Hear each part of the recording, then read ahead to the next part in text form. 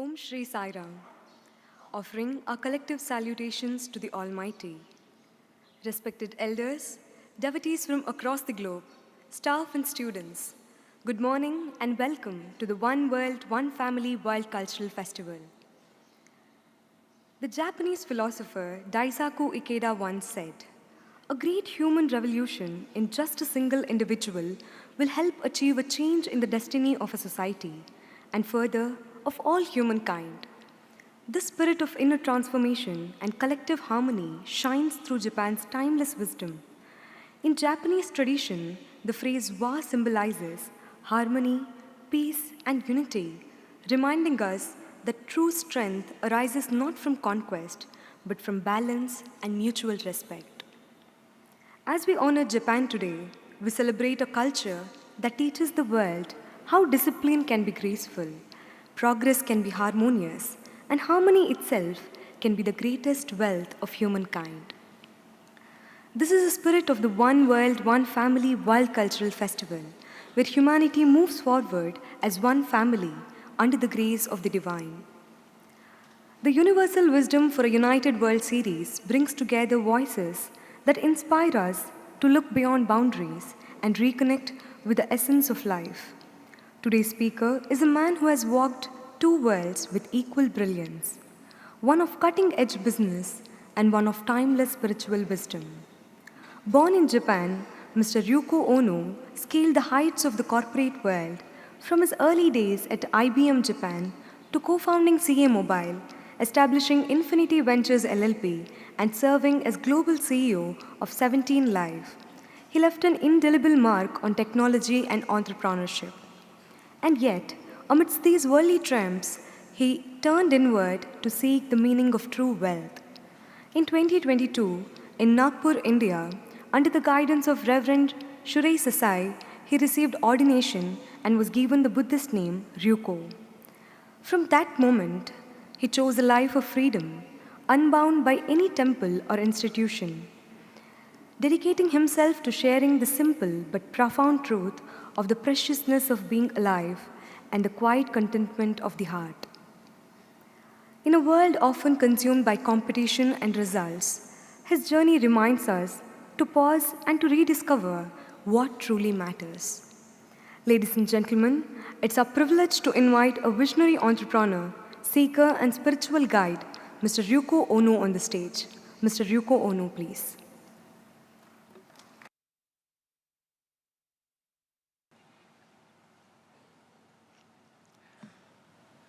Hello, everyone. Good morning.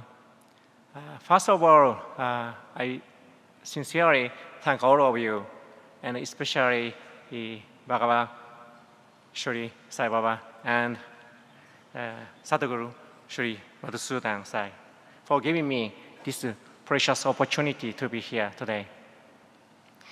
My name is Yuko Ono, and I'm from Japan.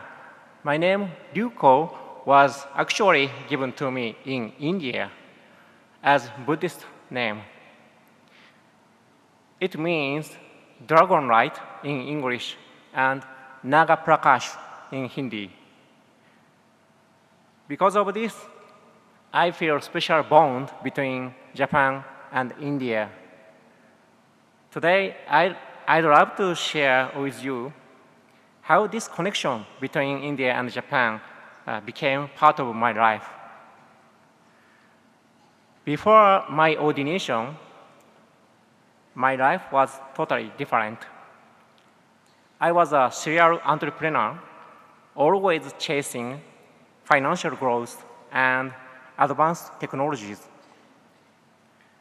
At that time, I believed in money and technology, and I was even doubtful about spiritual things like religion. But the more I worked in business, the more I began to question the meaning of my work. Money was supposed to be just a tool for happiness. But I was working for money itself, not for true future, not for true happiness. I also saw how chasing wealth, fame, and comfort fuel endless desire, driving tougher competition, widening economic gaps, and even destroying nature. So I asked myself, am I only accelerating this problem? Does this really make people happy? These questions grew stronger in my heart until I finally decided to quit all of my positions in business. But even then, I was still struggling with what I should do next. At that difficult times in my life, I traveled to India. There, I met a person who completely changed my path. His name is Venerable Shurei Sasai. He was born in Japan 90 years ago and has lived in India for almost 60 years. And he has spent his life supporting people who suffered poverty and discrimination. He built hostels for children, hospitals, and even nursing homes for the poor. Yet he himself lives in a very small, simple room. He never seeks fame or comfort. Instead, he simply meets anyone who comes to him, and he helps them in whatever way he can. Even in his old ages, he continues to live for others. I had never even heard of him before my trip to India. Yet, his selfless kindness and the peaceful face of people around him touched me deeply. Through him, I realized what true happiness really means.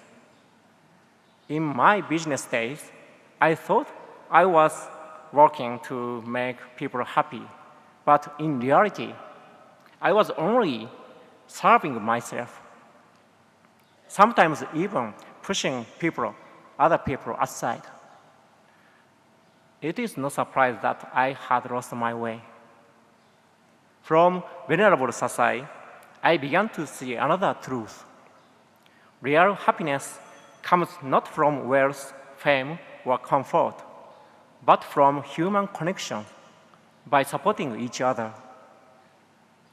During my stay with him in India, one day he suddenly said to me, "You become a Buddhist monk." At first, I was surprised, but I chose to follow his way through ordination.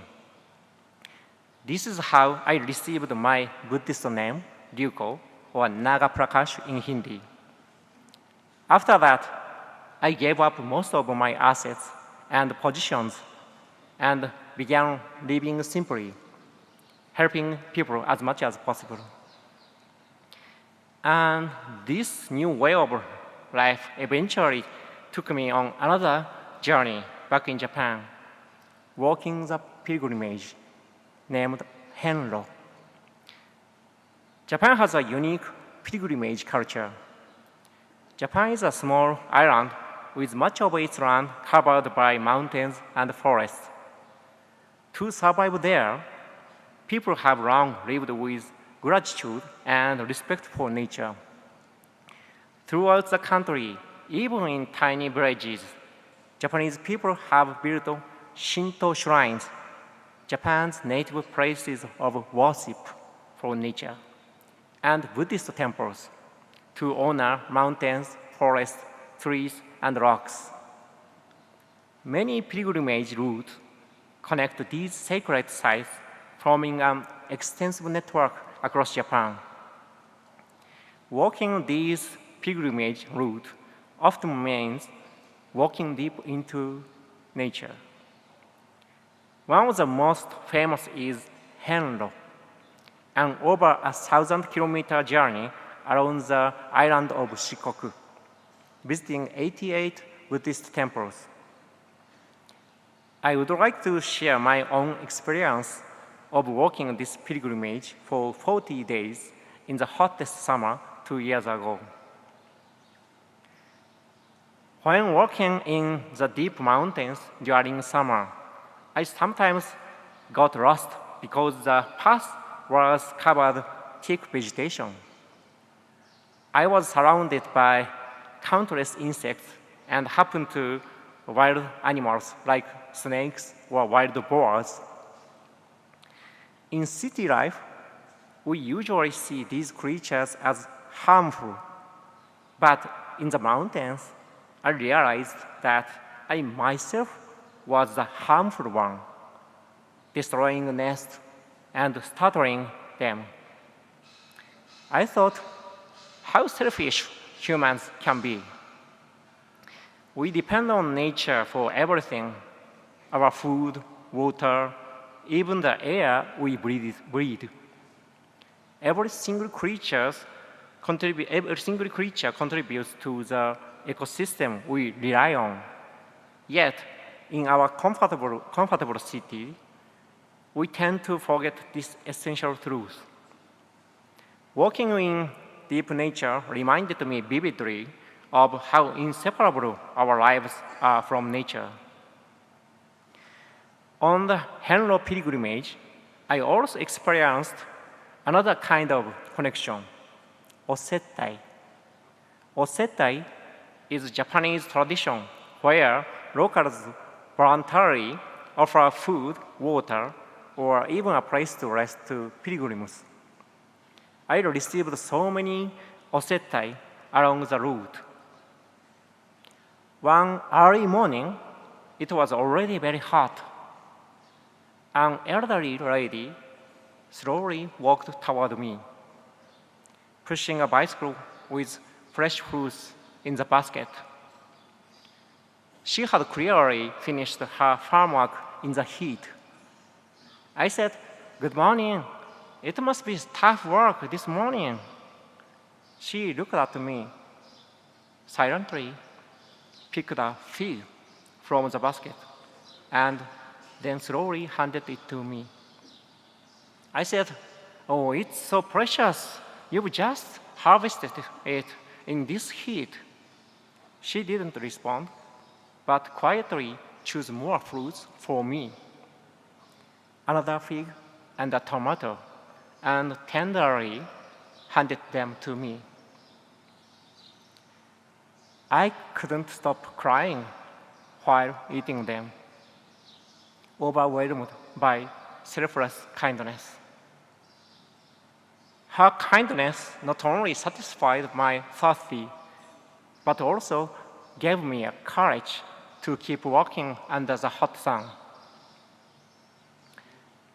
Such selfless service called osettai can be found even in the deep mountains. While walking there, I sometimes felt unsure if I had lost my way. But whenever a small signpost appeared, I felt relieved, knowing that I was still on the right path. Along the pilgrimage route, over 1,000 kilometers long, countless signposts can be found. Some of them are weathered and hard to read, but new ones have often been placed nearby. All of them had been put there voluntarily by someone.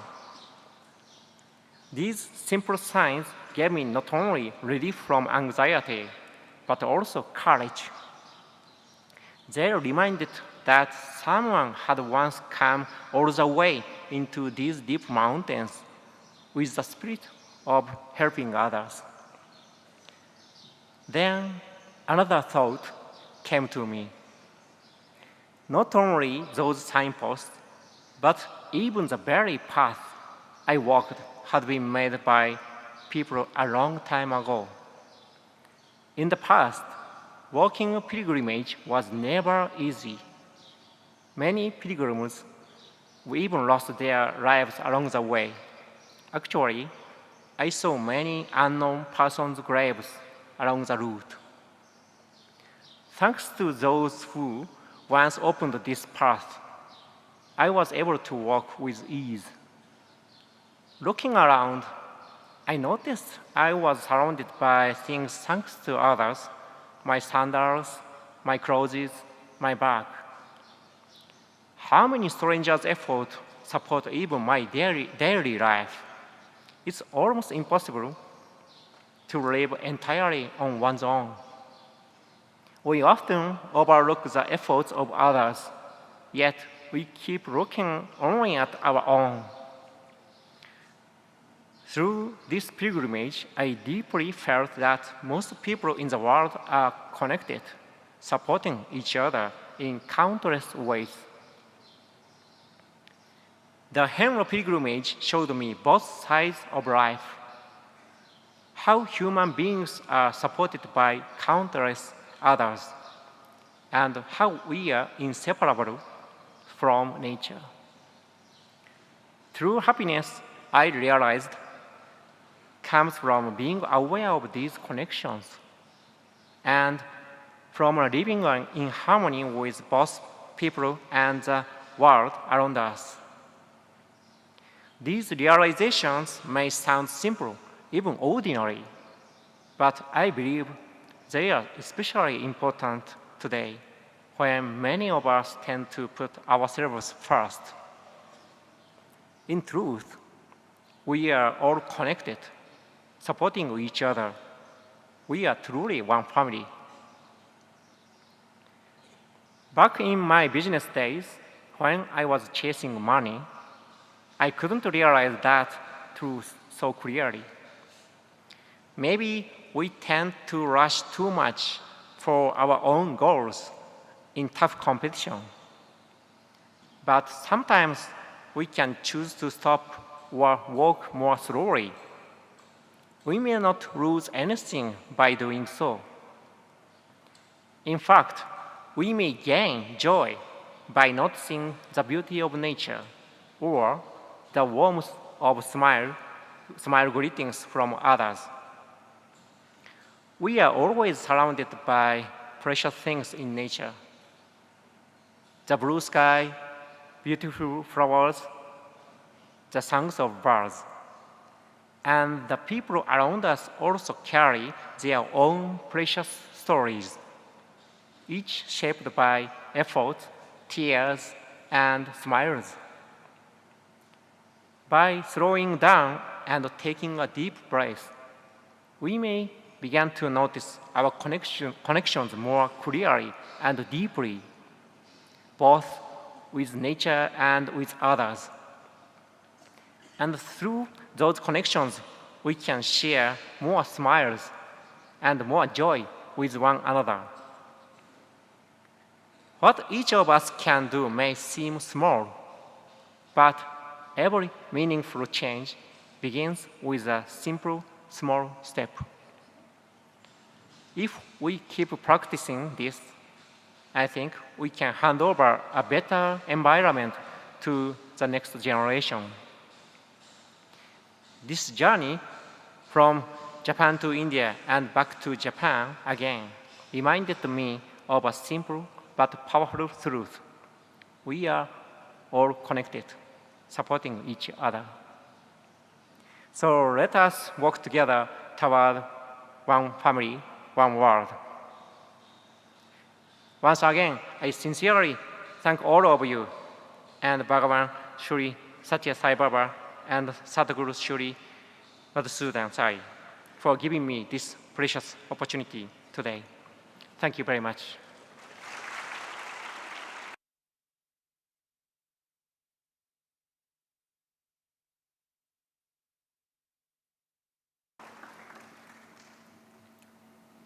Thank you, Venerable Yuko Ono, for sharing your wisdom and enlightening all of us.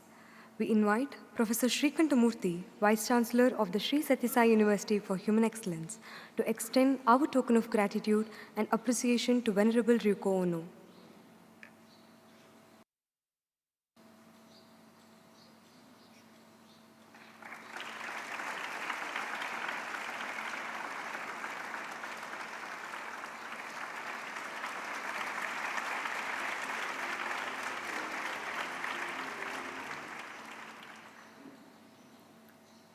We shall now have a short break and then reconvene for Satya Dharpan.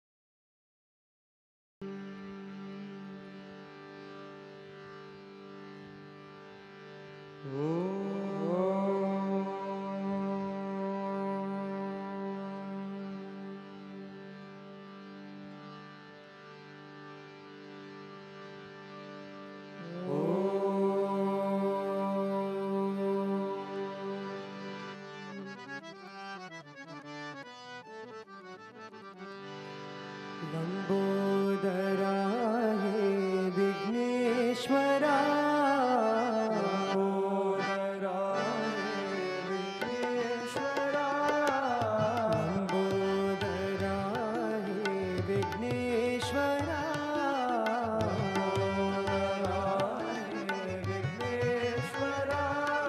Shiv Shambhu Kumara Siddheshwara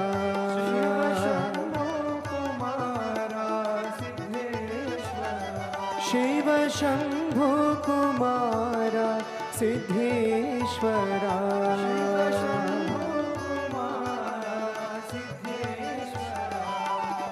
Lambodara हे विघ्नेश्वरा लंबोदरा हे विघ्नेश्वरा अंबिका तनया ओंकारेश्वरा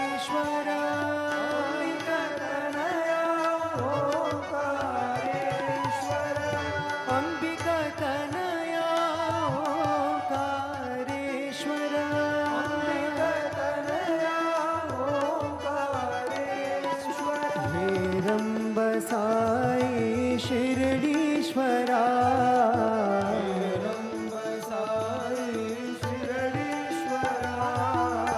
हेरंब साई परतीश्वरा हेरंब साई परतीश्वरा लंबोदरा हे विघ्नेश्वरा शिव शंभु कुमारा सिद्धेश्वरा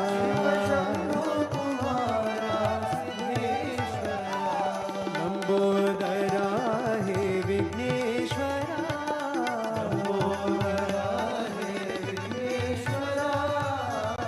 अंबिका तनया ओंकारेश्वरा हेरंब साई शिरडीश्वरा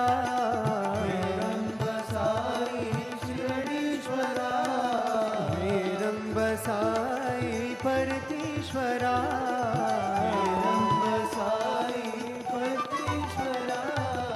लंबोदरा हे विघ्नेश्वरा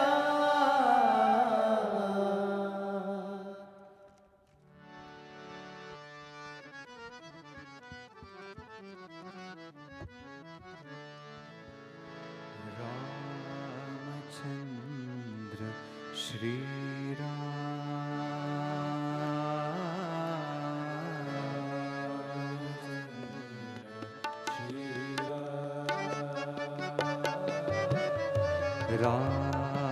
रामचंद्र श्री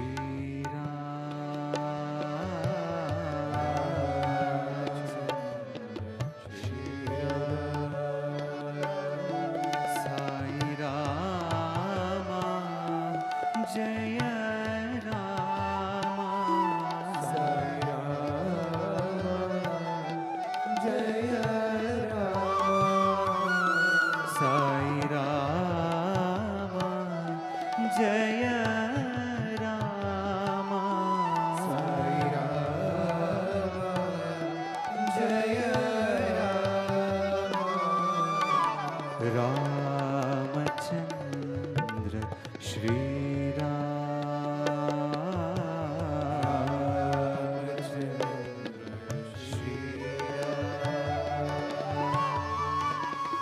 दशरथ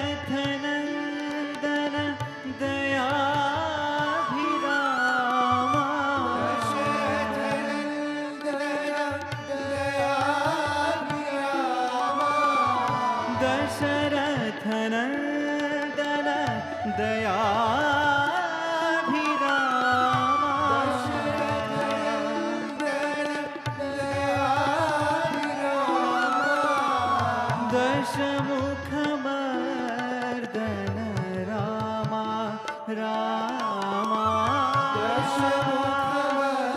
दशमुखमर्दन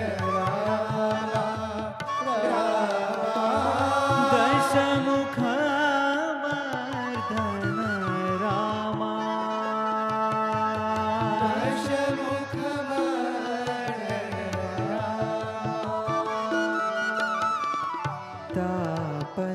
तापसरञ्जन तारक नामा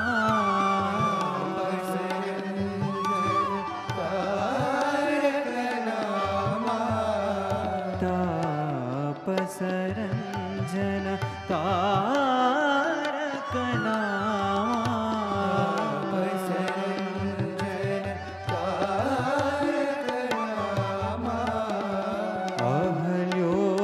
अहल्योद्धारक रामा रामा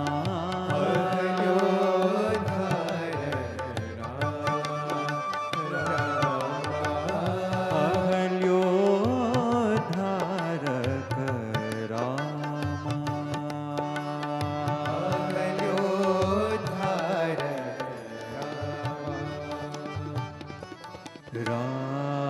रामचंद्र श्री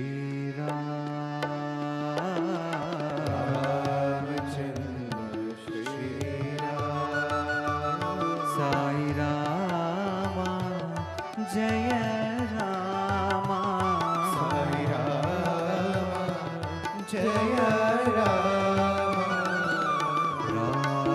रामचंद्र श्री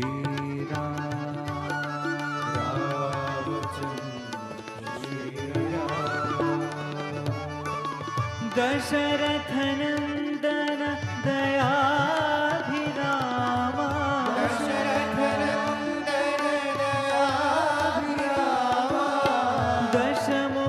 दशमुखमर्दन रामा रामा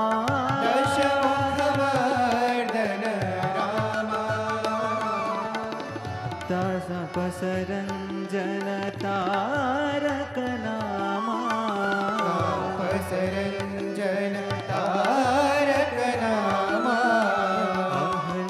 अहल्योद्धारक रामा रामा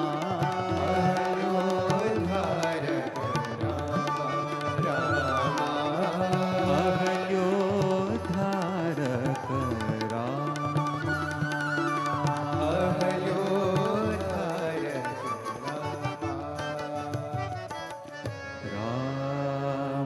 रामचंद्र श्री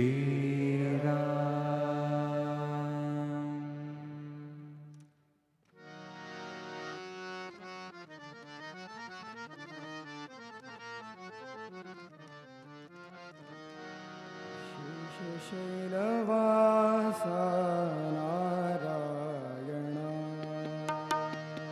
शेषशैलवासा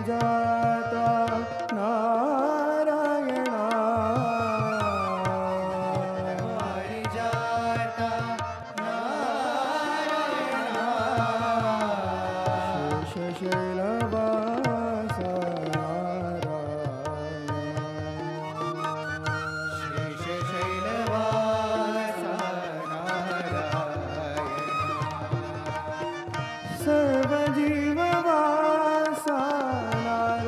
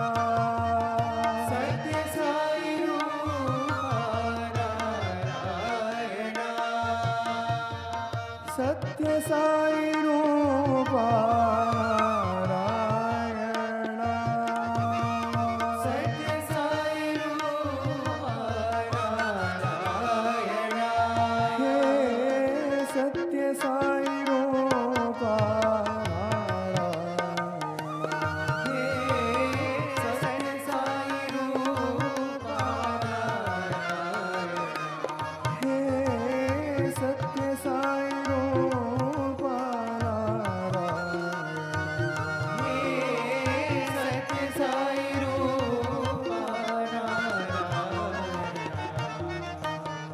शेष शैलवासा नारायण शेष शैलवासा नारायण भक्त पारिजाता नारायण पारिजाता नारायण शेष शैलवासा नारायण शेष शैलवासा नारायण सर्वजीववासा नारायण सर्वजीववासा नारायण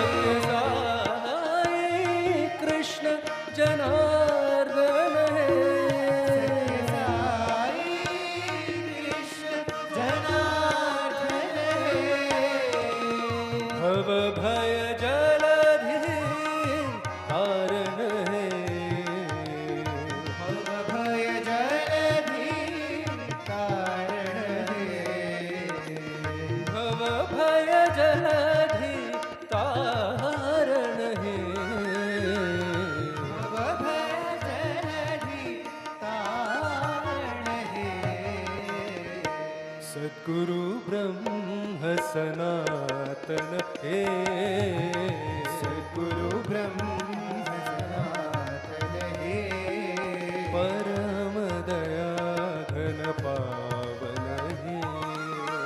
परम दया घन पावन है। जन्म ज दुख विनाशन है, जन्म ज दुख विनाशन है। जगदोद्धारण कारण है, जगदोद्धारण कारण है। सत्य साई कृष्ण जनार्दन है, साई कृष्ण जनार्दन है। जनार्दन है, जनार्दन है। जनार्दन है, जनार्दन है। जनार्दन है। जनार्दन है।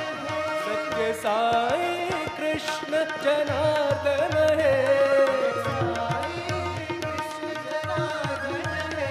सत्य साई कृष्ण जनार्दन है, साई कृष्ण जनार्दन है। भव भय जलधि तारण है,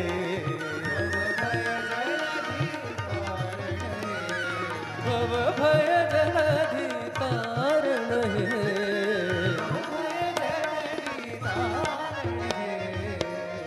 सद्गुरु ब्रह्म सनातन है।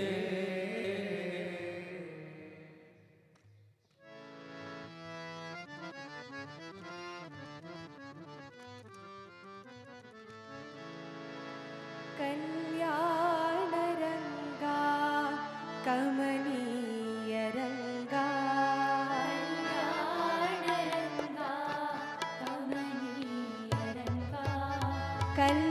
कल्याणरङ्गा कमनीयरङ्गा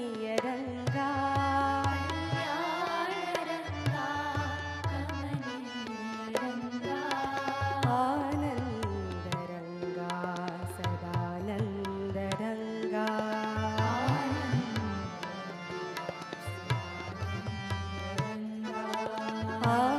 आनन्दरङ्गा सदानन्दरङ्गा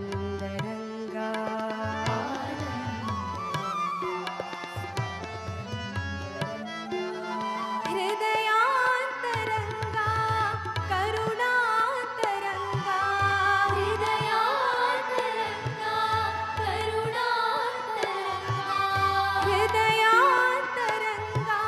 करुणान्तरङ्गा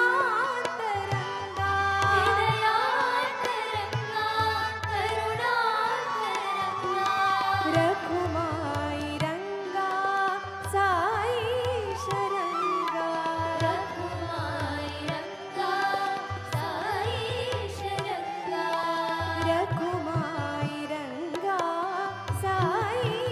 शरङ्गा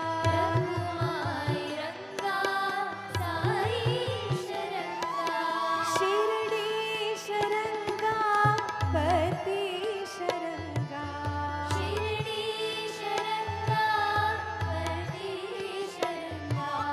शिरडी शरङ्गा पति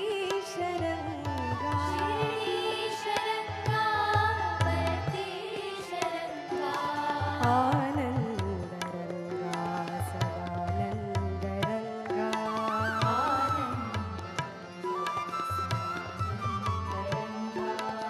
आनन्दरङ्गा सदानन्दरङ्गा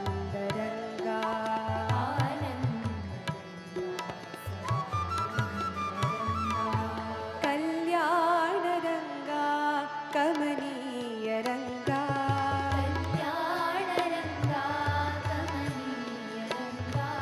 आनन्दरङ्गा सदानन्दरङ्गा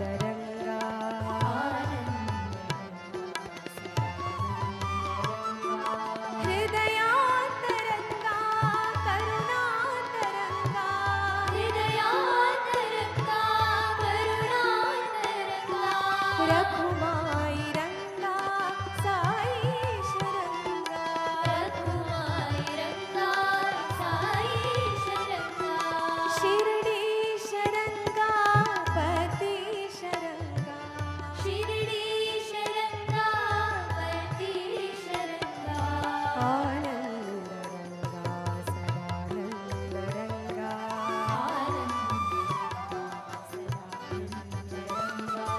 आनन्दरङ्गा सदानन्दरङ्गा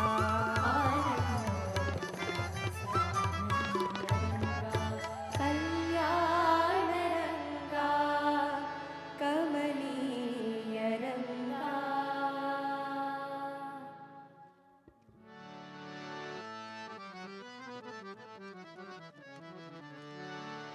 जय साई रामा जय रघुरामा जय साई रामा जय रघुरामा जय साई रामा जय रघुरामा जय साई रामा जय रघुरामा जय साई रामा जय रघुरामा साई रामा जय रघुरामा जय साई रामा जय रघुरामा साई रामा जय रघुरामा जय साई रामा जय रघुरामा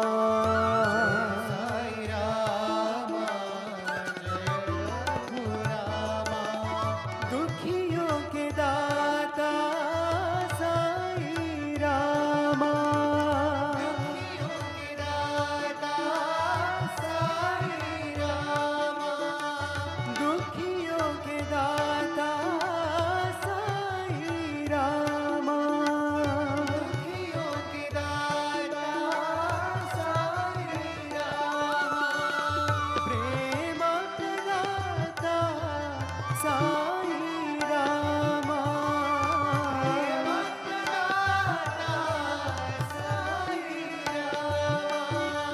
प्रेम प्रदाता साई रामा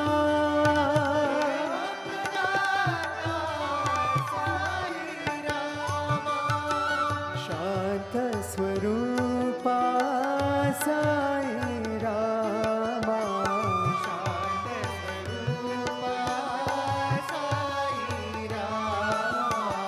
शांत स्वरूपा साई रामा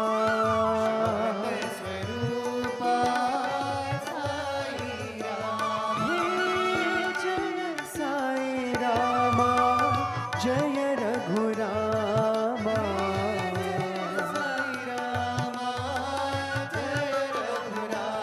हे जय साई रामा जय रघुरामा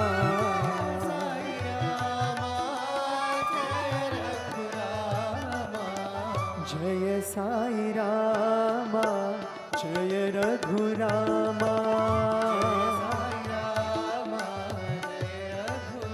हे जय साई रामा जय रघुरामा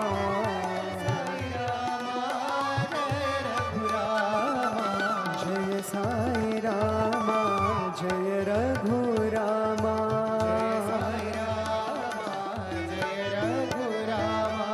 दुखियों के दाता साई रामा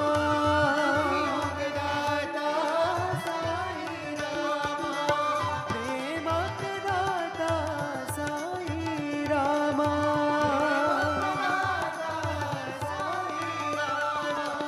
शांत स्वरूपा साई रामा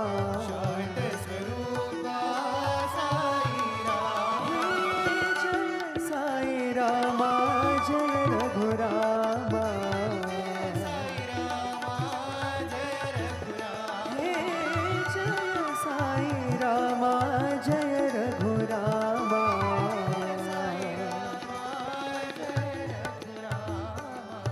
जय साई रामा जय Raghurama Om Shri Sai Ram, offering our salutations at the feet of Sadguru. Respected elders, devotees from around the world, staff and students, Sai Ram and welcome to Satya Dharpan.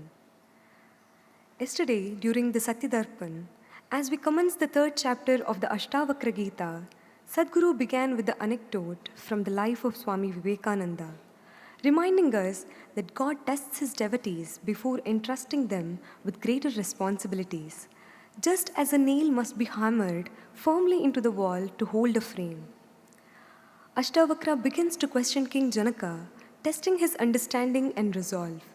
He asks him as to what is the need to remain attached to wealth and possessions for someone who has realized the Avinashanam, the imperishable self, and who has become a dhira, steady and wise through direct experience.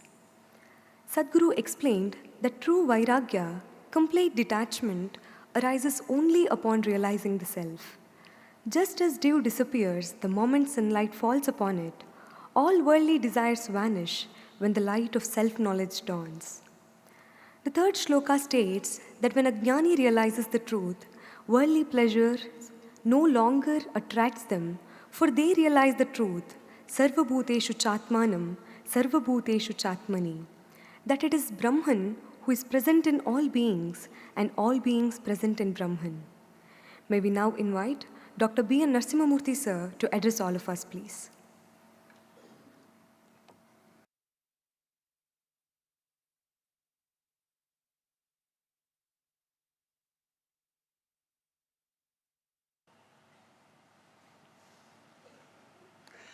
Dearest Sadhguru, brothers and sisters, very dear students, boys and girls. In the first chapter of the Ashtavakra Gita, Ashtavakra Guru teaches the highest wisdom of self-realization to Janaka, who was so earnest about having that experience. And in the second chapter, we see Janaka having realized the self. He is amazed at the glory of the self. In the 25 shlokas in the second chapter spoken by Janaka Maharaja, in 10-12 shlokas, he uses the interjection, aho, exclamation. He is amazed because for the first time he experienced it. Not that he did not know about it earlier, but intellectually he knew about it. But he had not experienced the highest wisdom, the highest truth he had not experienced. But now he has experienced it, therefore he expresses his wonder. But still, Ashtavakra Guru, being a true teacher, a true Guru, wants to test whether this experience of Janaka is superficial, whether this knowledge of Janaka is only intellectual or is it experiential. He wanted to test. Therefore, he tests the spiritual wisdom of Janaka on two true touchstones or testing stones, we can say. In the words of Ramakrishna Paramahamsa, as explained by Sadhguru yesterday, Kamini and Kanchana. These are the two touchstones to test whether your self-knowledge is really experiential or not. Only difference between a jnani and an ajnani is this, nothing else. See, there may be many people who have given up worldly enjoyments, sensual enjoyments, and even wealth externally. There may be many people. There may be a jnani, and many ajnanis also may be there. But only difference is a person who has the true experience of the self, even the cravings inside the heart will disappear. That is what yesterday Sadhguru explained to us.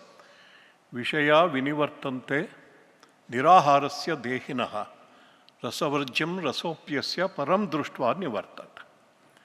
Externally, you may not be enjoying these pleasures of the world. Externally, you might have given up wealth also. But internally, cravings will still remain, and the craving will stop, will cease, only if you experience the highest self. Only when you experience your divinity to the fullest extent, all the cravings will stop. Therefore, this is what Ashtavakra Guru is trying to do with Janaka. He asks him, Tava Atmajnanadiraya Katham Artharjane Ratihi. You call yourself a person with self-knowledge. You are expressing wonder at your experience, and you are a Atmajnana a hero who has realized the self. But how is it you are still going after money? How is it? Because being a king, naturally he has to manage the finances of his kingdom. And he wanted to test whether it is internal craving all for money which is there, lobha, the greed which is there, has disappeared or still there. See, that is the question he is asking. Therefore, you have really experienced divinity. It is not the question of experiencing some kind of spiritual joy or even ecstasy during your meditation. It is not that. If you want to truly test, you have to ask yourself whether the craving for the sensual pleasures, what Ramakrishna calls the kamini, has ceased. The craving should not be there. It doesn't mean that the thoughts are not there. See, the other day, very beautifully, Sadhguru explained, because this is very important for everybody, especially young people, the students. Is it that a jnani will not get thought also of a sensual desire?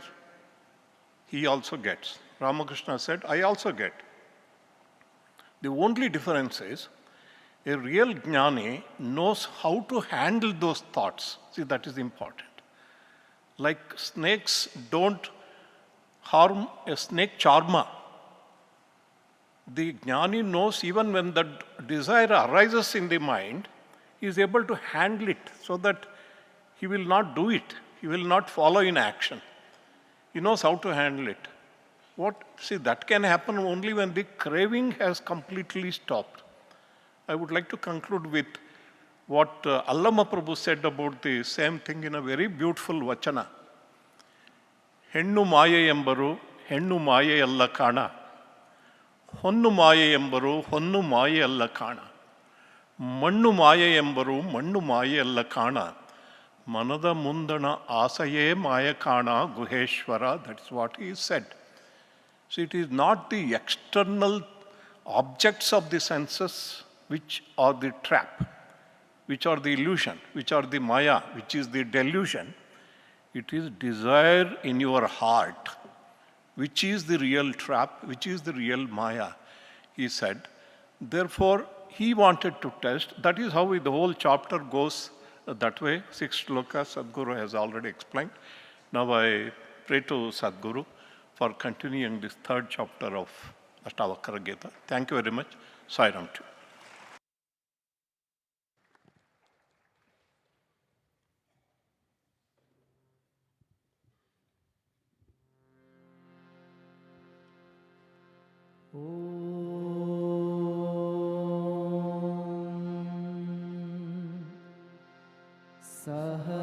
सहनाववतु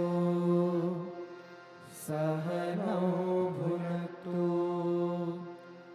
सह वीर्यङ्करवावहै तेजस्विनावधीतमस्तु मा विद्विषावहै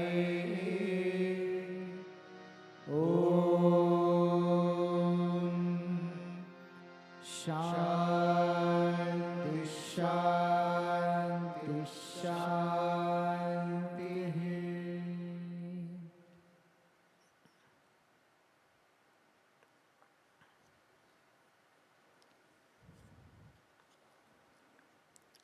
Ashtavakra Gita is a journey, as I mentioned yesterday.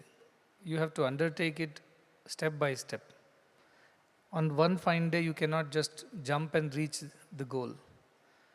It has to be gradual. That's why Sri Krishna says, all these grip of the senses on the mind is not easy to get rid of. But step by step, shanaihi uparamed, gradually, step by step, one must withdraw.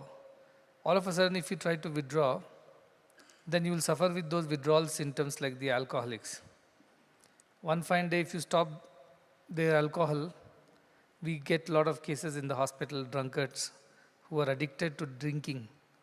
We try to teach them how to overcome that temptation, the desire for drinks, because they're ruining their health.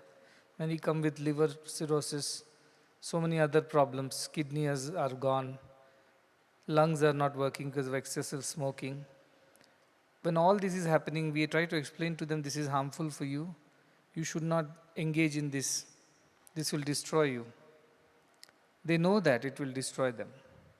Janami dharmam, nachame pravritti. I know what is right, but I do not have the willpower to do it.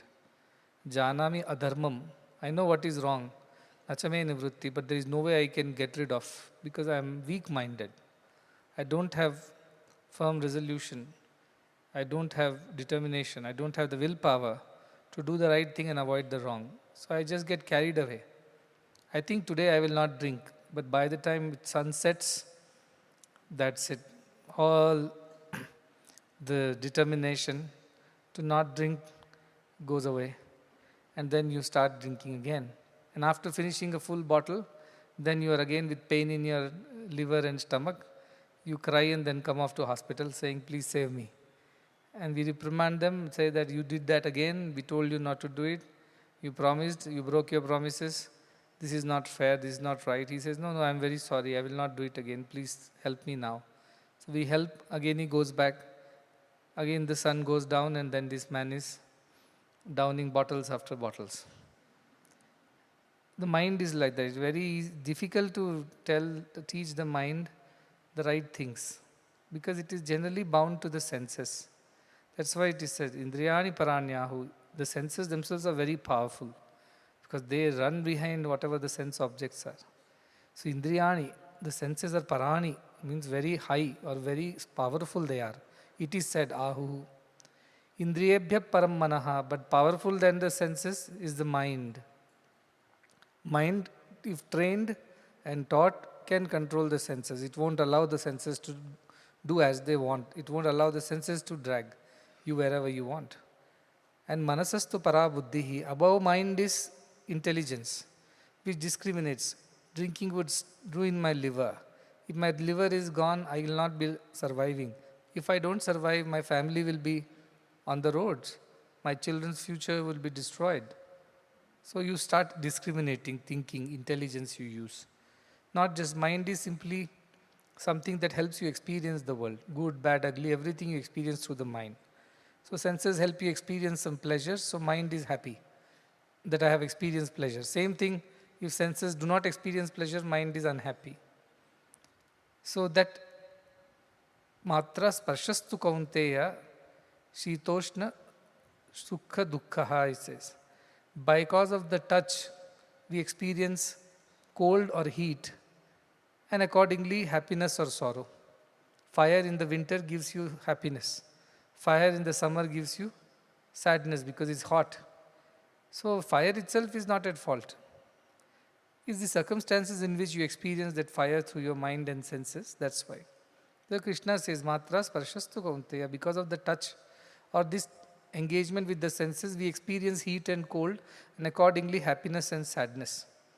Because of the engagement with the senses. If we don't engage with the senses, we don't experience these things. But who engages with the senses? The mind engages with the senses. Senses are the body. Mind engages. Mind is the ability to experience the world. So that engages. So Krishna says that because this is like that, you do not engage too much with the senses into the world. Only as much is needed. Yesterday also he said, Atyanta sansakta you should not be. Over-engaged, over-indulging should not be your nature. As it is needed, eat right as much is needed, sleep as much as is needed. So also do everything in the world as much as it is needed, not out of greed. Don't excessively engage in the worldly things through your senses and the mind, because you also have an intelligence which tells you how far and not further. That is the conscience which pricks when you are going to the wrong side of the things. It tells you deep within. You feel that discomfort. You feel that feeling of guilt. That is the call of the conscience, which says, watch out, you are slipping, you are losing control, you are being carried away, you are becoming helpless. Regain control over yourself, gain your discrimination, and make sure that you don't just get washed away in the emotions. So buddhi can, because buddhi has memory also, chitta we call it. Somebody the other day asked, what is mind? So mind has four parts. Manas, which is the thoughts. Buddhi, which is the intelligence. Chitta, which is the memory. And ahankara, which is the identification with a body or anything. So 4 aspects are there. So mind itself is just thoughts. It is the experience of the world. Buddhi, which is one part of the mind, it is intelligence. It knows how to discriminate. And chitta is that part of the mind which stores memories. Last time you burnt your finger in the fire, that memory remains with you. And next time you see fire, you realize that fire can burn you. So you will not put your finger in the fire. That is the memory of last experience that mind stores. And ahankara, which is the 4th aspect, which is I am so and so. You identify yourself with a body. Ahamkara means that identification with I, with anything. That is, this is mine also is ahankara only. That is called mamakara. Ahankara means I, mamakara means mine. Both are the properties of mind. So the mind is the reason why we experience all these things. That's why Krishna says, don't engage too much with the world. Just enough that will help you survive, that help you sustain, that will help you follow your spiritual path. To that extent only you engage with the world. Beyond that, excessive engagement, atyanta sansaktaha, should not happen. Do not get overtly indulging with the mind and the senses, because they are dangerous. Everybody starts, all drunkards start. Only one glass today, that's it. After that, no more. By the time you realize 2 bottles are gone. Why? Because habit. We are creatures of habit. Once we lose control, that's it. There is no end to it. So many people have ruined their lives because of such addictions. Now the new thing is digital addiction. You open your mobile, you just don't know when to stop scrolling. The finger just keeps moving. Baladiva niyojitaha. As if you're forced, anichannapi varshneya. Without wanting also, you're scrolling. No, 10 minutes, that's it. After 10 minutes, you realize it's already 45 minutes. Just addiction. Mind is like that. It wants to engage with senses. And what we call as, you get this excitement because of the dopamine. There are hormones, happy hormones that get released in the body when you do things that pleases the senses and the mind. Which means you get addicted to it. You want more of that excitement. You want more of that excitement. And then it keeps pulling you deeper and deeper and deeper till there is no point of return. You reach there. That is the dead end. That is the way of the mind and the senses. So says excessive engagement is no good. Should know how much control you should have. Beyond that, no. Because if overeat also, you will spoil your stomach. Even if the food is good, it will start giving you pain after some time if you have eaten excessively. Many children are there. I went to the hostel. In front of me, these small kids were sitting. They are all in 6th class. And I was sitting and having lunch with them. And their plate was full. Means what was on my plate, at least 5 times more was on their plate. And I was wondering, this boy's size is this much. His stomach will be this much, size of his fist. The plate has so much food. How will he finish? Forget about finishing. It so happened that the pulao was being served the second round, First you get on your plate, second round. So the pulao fellow was going in the rows of the boys and trying and serving. His fellow was busy eating. He's not bothered, I am sitting next to him. No, he's fully busy, focused on the food. And then the pulao fellow crosses him and goes away. He suddenly realizes that pulao fellow has passed him. So he calls the next 3 people next to him saying, call that pulao fellow back with that. So the pulao boy comes back again. He says, put some more. But already pulao is there on his plate. But he wants to ensure that. So then I asked somebody, this boy will really finish this much food? He really is capable of eating this much, because where will it go? In body there should be space for all this. by simple volumetric analysis of what is on the plate and what is the size of his plate is not going to work. But then they said, no, Swami, some boys eat like that. I said, how do they digest all this food? Where does the strength come from? Then I asked somebody, all these fellows who eat like this heavily, the digest said, no, Swami, when food is good, they are so tempted, they will take more and eat it and then they'll go and vomit in the sink. This is what they do. I said, then we should teach them where to draw the line, because some nice food is there, Swami has visited, so good food is cooked. It's a party, but doesn't mean that you excessively indulge in it, because later they go with pain in the stomach and then they go vomit everything in the sink, they're saying. Why suffer? I had heard of a tribe in somewhere in Congo. What they do is they all have party, because our basic instincts are there, no? Ahara, Nidra, Bhaya, Maituna. Ahara is the basic instinct, food and hunger. So what they do when they have these ceremonies, they will call everybody, cook a lot of food, and everybody will eat to the hilt. And then outside the tent, outside that village or wherever they are eating, there is a place where they keep some long sticks, thin sticks, straw-like things, and a big pot over there, a huge cauldron. What they do, once they finished eating, they can't eat anymore, but the desire to eat is not yet over. They want to still enjoy some more. So they go put that straw or the stick inside their gullet, vomit everything, and come back and start eating again. The desire. Rasavarjam rasopyasya, he says. Rasavarjam is eating. And rasa part of it is the desire to eat. Stopping eating is one way to control yourself. So nothing is going inside. But imagine the desire, it makes you go vomit and eat again so that you can enjoy as much as you can. So mind and senses are like that. That's why Ashtavakra says excessive engagement is not allowed. See, if you don't engage with the senses, you can't survive in this world. You have to talk to people, you have to eat your food, you have to sleep, you have to do whatever is required. And as Krishna says, whatever kama is within the rules of dharma, that kama is also allowed. Why? Because you must have children, you must grow the society. I mean, those who have those aptitude, they should continue their lineage, they should have progeny. But within the purview of dharma, within what is righteous, what is scripturally allowed, within that you operate, it is still okay. Yet you don't operate out of desire for it. You operate out of a sense of duty. You don't do it because of desire. See, Vasishtha had 100 sons. And when Arundhati and Vasishtha were going somewhere, the river was totally flooded. And Vasishtha told, if I am a brahmachari, it means if I am a celibate, if I have never engaged in any physical interaction with any woman, let this river subside, let the flood subside, and let the river give me way to walk. Arundhati was his wife, laughed and said, what are you talking?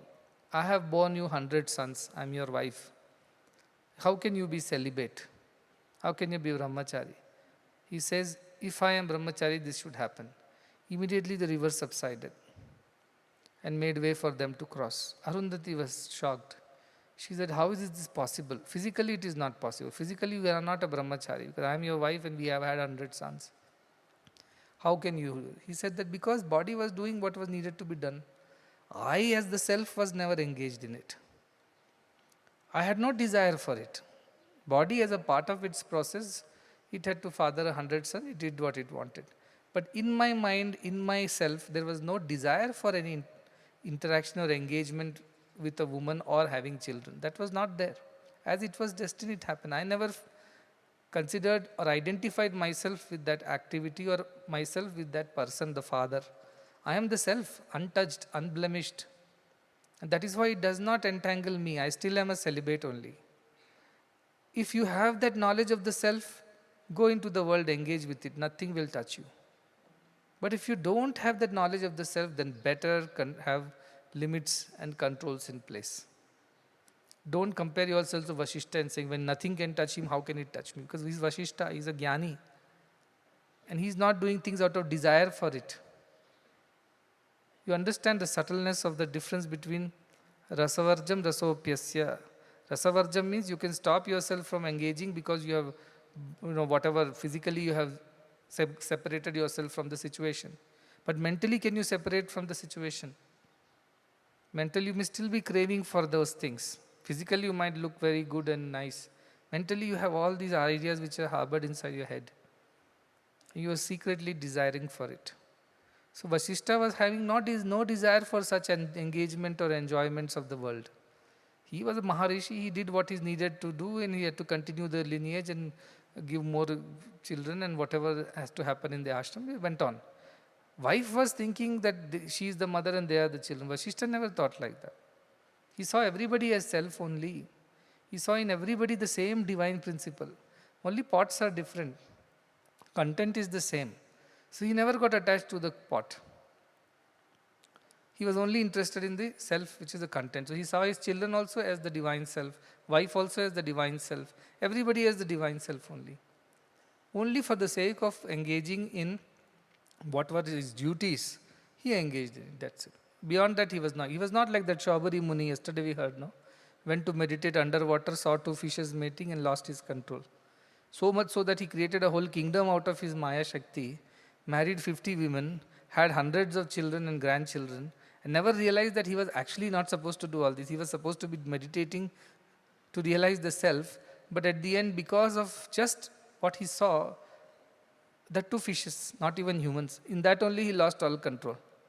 That is the idea that senses are so powerful, they can steal your discrimination away. So what do you do then? He says, use intelligence, higher discrimination.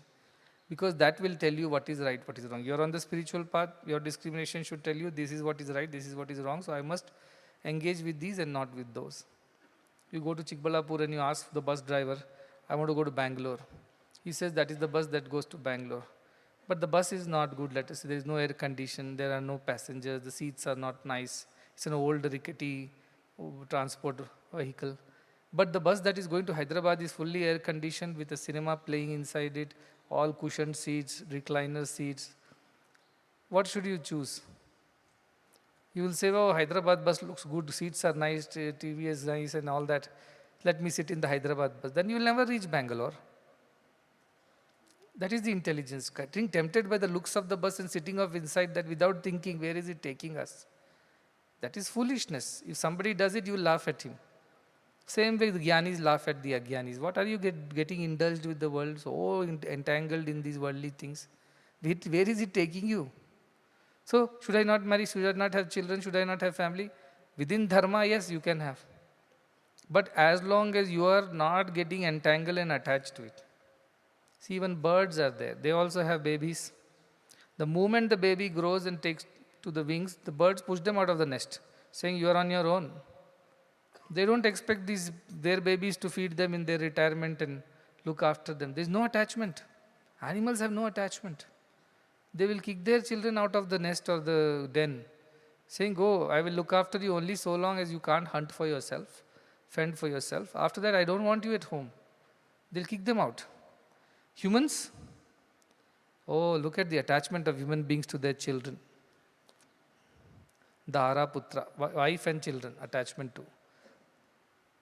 What is the attachment? No, I will feed him now, I will grow him. Already expectations are building. When he grows up, he'll become a doctor, engineer, this, that, and after that, in my retirement, he will look after me. He will do this for me, do that for me. Whole list of expectations are already ready. We never get out of it. And when the children don't respond the way we want, what happens next? We get angry, we get upset, we curse ourselves, them, everybody. The attachment of human beings. Animals don't have that attachment. Whereas human beings are so severely attached. And that is why we don't progress. That is why it was given very clearly, okay, you cannot be a sannyasi right in the beginning, fine, be a grahastha. But remember that last stop is sannyasa only. You be grahastha. But at the end of it, you have to be a sannyasi. You be a householder, but at the end, you have to be a renunciate. At some point in time, you have to draw the line, saying that this is it. I have raised the children, I have put them in their path. Now I must disengage from the family, go to a forest or whatever ashram, and live a life of service and spirituality, and finally withdraw within and become a total renunciate and purify myself so that I can attain liberation. It was very, because not everybody is capable of being Ramakrishna Paramahamsa, isn't it? He also had a wife Because he was forced to marry when he was only a young boy of 7 or 8. That time those things used to happen. But after he realized that I don't want marriage, he tells his wife, I see only Mother Goddess Kali in you. How can I ever think of you in any other way? Please forgive me because I just can't bring myself to think of you as my wife. I only see the Mother Kali in you. Please forgive me that I cannot do the role or the duty of the husband as it is demanded. And she is also so wise. Initially she is crestfallen because she is younger. She doesn't understand what is this man talking. I am got married, I am supposed to be wife, he is supposed to engage with me in doing all the householder's duties. And suddenly he says, I see Mother Goddess in you, I can't touch you, I can't speak to you this way. But she realizes herself. She says, all right. Over a period, she understands that my husband is a jnani. And that is how it will be. It won't be any other way. Instead of lamenting her fate, Ayo, wrong person I married. Well, how will I have children now? She takes the opportunity to redeem herself too. She also follows the path of the husband and says, let it be, I will also become a renunciate like you. May this joy of self-realization be mine too. Bless me. And there onwards, Sri Ramakrishna also teaches her how to realize the self, how to be devoted to the Mother Goddess. When I went to Dakshineshwar, I went there to see Ramakrishna's room and also where Mother Sharada used to stay. Small, hexagonal, small building. And they were telling 6 of them used to sleep in that little room. And there was a small kitchen behind where they used to cook and the staircase used to go up. There was upstairs too. Whenever her mother used to come, that is Sharada Ma's parents used to come, they used to stay upstairs. And that's it. That was their life. In the temple, one corner was given. She was doing her part. Sri Ramakrishna was living elsewhere. And both came to terms with this, that yes, we are here for a spiritual reason. Though we got married, but we will live a spiritual life. So this is how they lived. And at the end of it, as we know, when Sri Ramakrishna passed away, it was Mother Sharada who guided the young monks and told them how to take forward the monkhood and the mission. So she also became a jnani in the process. So these people are those who cannot see people as human bodies with beauty or ugliness, with their different types of looks and feelings. They just see them as self. So they can't see the differences, therefore they don't get entangled. A jnani should be like that. So what is the way of the ajnani? He is definitely going to get tempted every now and then. Draw lines. Draw rules. Within the rules you will do your part. Don't cross the lane and get into accidents. Follow the path. Follow the rules. That is what is said for ajnani. At least begin like that. Yukta ahara viharasya. Control, moderation, the middle path, the golden mean, whatever we say. Start there, he says, for the ajnanis. But now Janaka claims to be jnani. So Ashtavakra is questioning his abilities and saying, if you are really a jnani as you claim to be, then where is this sway of senses possible for you? How can senses ever drive you to do things helplessly, as in the case of ajnanis, who get tempted and they fall into it again and again? That is the question he asks. Obviously, these are all questions to make Janaka think, have I overcome the desire for worldly pleasures, or is it still lurking somewhere? No, physically I might overcome. I might put my wife in another building or a bungalow, I may stay in another bungalow. But the thing is that mentally have I overcome? These are the questions Janaka must now ask and answer for himself, having realized the same. So this is the way Ashtavakra, as a good guru, checks on the reality of Janaka's realization and then continues in the same tone further some more questioning. He doesn't give up just so easily. The next shloka in page number 210, 3.7, it says, Udbhutam jnanam durmitram avadharyati durbalaha ascharyam kamama kanksheta kalamanta manushritaha. He says it is astonishing. Ashcharyam again he is saying. Ashcharyam means surprising, astonishing. What is astonishing? That udbhutam jnana durmitram. Jnana durmitram means the enemy of wisdom. When the enemy of wisdom arises in you in terms of the desires. What is the enemy of wisdom? Wisdom, desires, kama. So jnana durmitra is kama, that is wrong desires. Now when kama arises in you, which is the enemy of your wisdom, how can somebody become so weak that out of the desire that has arisen, he follows suit? He follows it till the end of his life without even realizing it. Even when his end is approaching, he is unable to conquer the desire. How is it possible for a jnani? I'll be surprised if a jnani behaves like this, that when a desire arises in him, he follows it, he wants to fulfill it. Even if he is coming and approaching the end of his life, still at the end also he has desires for it, things. Shankaracharya says, Angam galitam palitam mundam dashana vihinam jatam tundam vruddho yati grihitva dandam tadapina munchate asha pindam. Says, the one who has become old, Angam galitam, all the body and its functions have become weak. Palitam mundam, the hair has fallen, the head has become bald. Then dashana vihinam jatam tundam, his mouth has become empty, means all the teeth have fallen away. The old man, vruddho yati grihitva dandam, he is old and he cannot walk, so he needs the stick to walk, a walking stick. Bends over and walks with the help of a walking stick. Tadapina munchate asha pindam, even then his desires are not finished. He still wants to enjoy the world somehow or the other. Even in that situation when his body is incapable of enjoying, the head is empty, as I said, of both hair and the whatever the intelligence. Mouth cannot eat. Yet his desire for the world is not gone. Secretly he wishes, if only I had teeth, I could have eaten a little more. If only I was a little more young and able-bodied, maybe I would have married one more time. If only I could have had. So they keep desiring for it. I have seen people. They're never done. I without any disrespect, but when I was in Bangalore working, we had a client who was a trader. Trader means they trade in stocks, right? So it was my duty to look after his accounts. So one day for something, he will come every day. That time this online trading was not there. Every day you have to come, you have to give a demat slip, what shares you want to sell, and then it will be submitted in the bank, then it has to be processed. By end of the day, the shares are sold or bought as the case might be. And next day receipt is generated, given to him. So next day he'll come, he'll again bring another request to sell or buy some other shares because he's a day trader. And this he's been doing for tens of years, since he was a young boy. So we used to come to the bank, we used to process whatever was required for him, and he would go back every day. He's an old man, 74, 75 years old he was. And with a walking stick he would walk and come. A Gujarati man.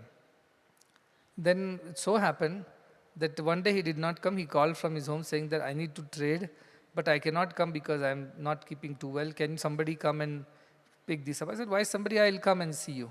So as a good old client he was, so I thought it's a courtesy to go and see him. So he was living somewhere in Baswangudi. I went there.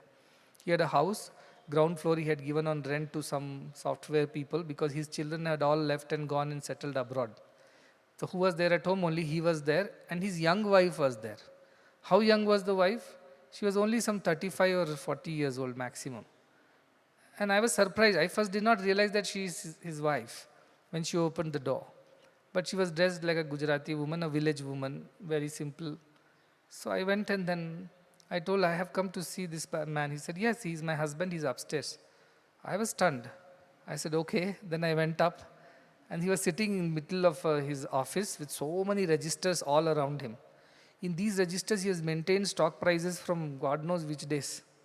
Even before they were listed, he was maintaining his stocks and things like that. He has plenty of stocks. And he used to write what is the date, what was the opening price, what was the high trading price, what was the low price, what was the end price. And then he'll make his own charts. There were no softwares. With that, he would conclude tomorrow he wants to sell or hold on to the stock or buy something new. I was stunned by his diligence, how much hard work he had done in last 30 years, I thought. But then we became very friendly, and he started telling about his children who don't want to be in India, they all want to be in the US, they all left and gone. And then he told everything. Then he told, when there was nobody, I thought who would look after me? And then I am also getting old, so I went to village and looked for somebody to marry. And in their village they found this lady who was from a very poor family. So many people, poor girls, they have no choice. As long as some rich man is marrying, the parents get them married off. So like that, this girl was married off to him and he brought her here. And the previous wife had passed away, the first wife. So he took her in. And we said, okay, fine, the old man, what can he do? He needs somebody to look after, children are not there. Then as the conversation happened and tea and coffee and all that stuff and things like that, he's telling me many things. He became so friendly, this happens. And he told me, God has blessed me that even at 75, I'm enjoying marital pleasures. This was his concluding remark. I thought, really, things like that at 75? That he has a young wife, so he's still having a good time in the married life, he said. I was like, my God, at 75 also he's desirous of such things. And that is the reason he went and married a younger wife. He could have married an older woman too. But then he had desires. Then I saw, I was very stunned. But I couldn't say anything because obviously he was quite elderly and we just came back. And what really came to my mind was this Adi Shankaracharya's shloka. No, you are walking with a walking stick. Still your mind is busy in Kanchana, how much trading I should do, which share to buy, which share to sell. How much effort, whole day sitting in front of those registers. And daily calling me 3 times to ask whether the share has been sold, whether it's happened, that happened. So Kamini and Kanchana. Doesn't leave people easily. At 75, he wants to have marital pleasures and the wealth, which he wants to grow and grow and grow. And nobody wants his wealth. His children are left living alone in a small dark apartment. But desires have not left. So this is the problem. So what Adi Shankaracharya says, or what Ashtavakra is asking is genuine questions. Some of us living in ashram may not realize, but there is a world out there which is like this. Till the end of their life, they want to only make money. I have seen enough such people in just 6-7 years of my Bangalore life. So greedy. If they don't make money on that day, if their portfolio has not grown, they can't sleep, they can't eat, they're irritable, they're angry. They're shouting at everybody because that day they did not make money. They can't sleep. They have enough money. There's like nothing like if this much money if they lost today, it's like they've lost everything. No, they have enough and more. Yet I have seen so many NRIs, Indians who sit there abroad, they've bought all the properties in Bangalore, like commercial properties, residential properties. In a day they'll call 3 times to check rent has been credited, this has happened, that has happened. I used to wonder, in that age, when you don't need any of the, you can live peacefully, think of God, have a peaceful life. Morning till afternoon, evening, they're only asking these questions. What is the portfolio size now? What is the money we have made today? Whether my rents have come? Because they'll have some 30-40 properties, each of them. From everywhere rents come. All these IT companies have taken those properties on rent, or big IT guys have taken their villas and apartments. They can't even maintain it. And what is the age? 80 years, 82 years, 85 years, sitting in the US. But controlling all their portfolio money here. And they can't sleep peacefully. Means if they have to call me in the morning, it will be night in the US, no? They have to be staying awake to call me. They would do that. I was thinking, what is this madness? Suppose you didn't have enough food to eat, your children were not in school yet, and you have no retirement a plan or a home. I can understand you're working hard day in, day out. You have much more than what you require. But they don't know what else to do. The problem is not that they are just greedy, they are also not aware that there is a spiritual way of life, that at 75 you must enter sannyas ashrama, and that you should withdraw from all the worldly things, sell off your portfolios, everything, and then be free, and then do charity and do seva and do sadhana. That's all is supposed to be at the end of life. They cannot. The whole life they have not done. And they don't know anything else in their life. That's all they know, how to trade in stocks and how to have a woman with you. Beyond that, they can't think. And this is how it is. And I don't think that men are like this. Women will think we are any greater. No, I've met women investors also. I met one. She's basically a kind of a rowdy in Bangalore. She owns a lot of properties. I don't know how she made all those properties. And she's not married. She was like 50 or 55 that when I met. The whole house is so rajasic. The walls are all painted red, gold things. You enter only, you feel, my God, what is this place? Like a museum. So many things, because she wants to show off all the opulence. Wearing so much of jewelry and dark red saris. And why she wants to open the account? Because she has got so many rental properties around Bangalore. She wanted one person to handle everything, but she has so many people handling, she just can't keep a track of it. Then she has goons to recover rents from people. She has a whole gang of gundas. They go about recovering rents when people don't pay rents. So she wanted to know digitize everything, because physically they used to collect rent and deposit. Now she learned that internet banking has come. In those days, today it looks normal, but in 2003, internet banking was just arriving. Nobody used to go to ATM only that time. Everybody wanted to come to bank and withdraw money. Those were the days. So she wanted to digitize, open accounts, make sure that all these rental people also have accounts with us, so that rent can be directly deposited and she doesn't have to send for collections. That was her requirement. So when I sat with her to understand her need, what is that she want, I realized she had hundreds of apartments like this around Bangalore. I told her, how do you even track these things? Then she showed me, these are my Gunda gang. All of them, hefty. They are the ones who collect rents. They know which area she has given area-wise. Like that she has auto rickshaws, she collects the rent of the auto rickshaws from those people. Taxis she has given. That taxi rent she collects. Apartment rents she collects. And I was thinking, and if you enter the house, it's full of articles. There's hardly any space. Very gaudy, very loud colors and loud items everywhere. And so much gold she's wearing and sitting on normal day. Like we go to somebody's wedding, we wear something. Regular day, top to toe she's decked. I thought, my God, how do these people live in peace? Collecting these many rents from auto rickshaw drivers to taxi drivers to rental housing.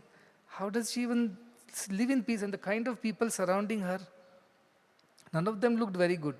Anyway, I told that this is going to take time and I excused myself. I told our junior that we don't want to deal with this account. Please excuse yourself and go. Because they were such people. But they cannot think of anything else. Only thing that they can think of is money or pleasures. And nothing else they can think of. So I have seen this in the world. It's not that Ashtavakra, who taught this thousands of years ago or whatever, or Janaka, who was asked these questions, they are relevant even today because human mind is the same. It does the same mistakes, does the same things, that doesn't change. So that is the idea, that is, this Janaka is asking, how is it possible that such a person who is a jnani, who knows that desires are enemy of the wisdom of the self, yet till the end of his life he craves for it. Even when the end is nearing, he cannot die easily. That one joke is there, he puts 4 children's name as Rama, Krishna, Govinda, Madhava, thinking that when he dies, he will remember Rama, Krishna, Govinda, Madhava and he will get redeemed somehow. But on his deathbed, when he is about to die, he calls out Rama, Krishna, Govinda, Madhava, all of his 4 sons. They all come running from the shop, saying, Father, what happened? He says, all 4 of you have come here, now who is looking after the shop? And then he dies. So their desires are like that. They are not done. They appear to be desireless, but deep down the cravings are there, which don't go easily. So rasopya rasavarjam rasopyasya param drishtva nivartate. Those who have realized the self, for them both the engagement with the senses and the desire for it, both disappear, both should disappear ideally. Or like Ramakrishna Paramahamsa said to that young fellow who asked, have you overcome all their senses? Have you conquered your desires? And Ramakrishna Paramahamsa said, no. He said, oh, you are jnani, you are also not you have not conquered your carnal desires. He said, no. But I know how to handle them, he said.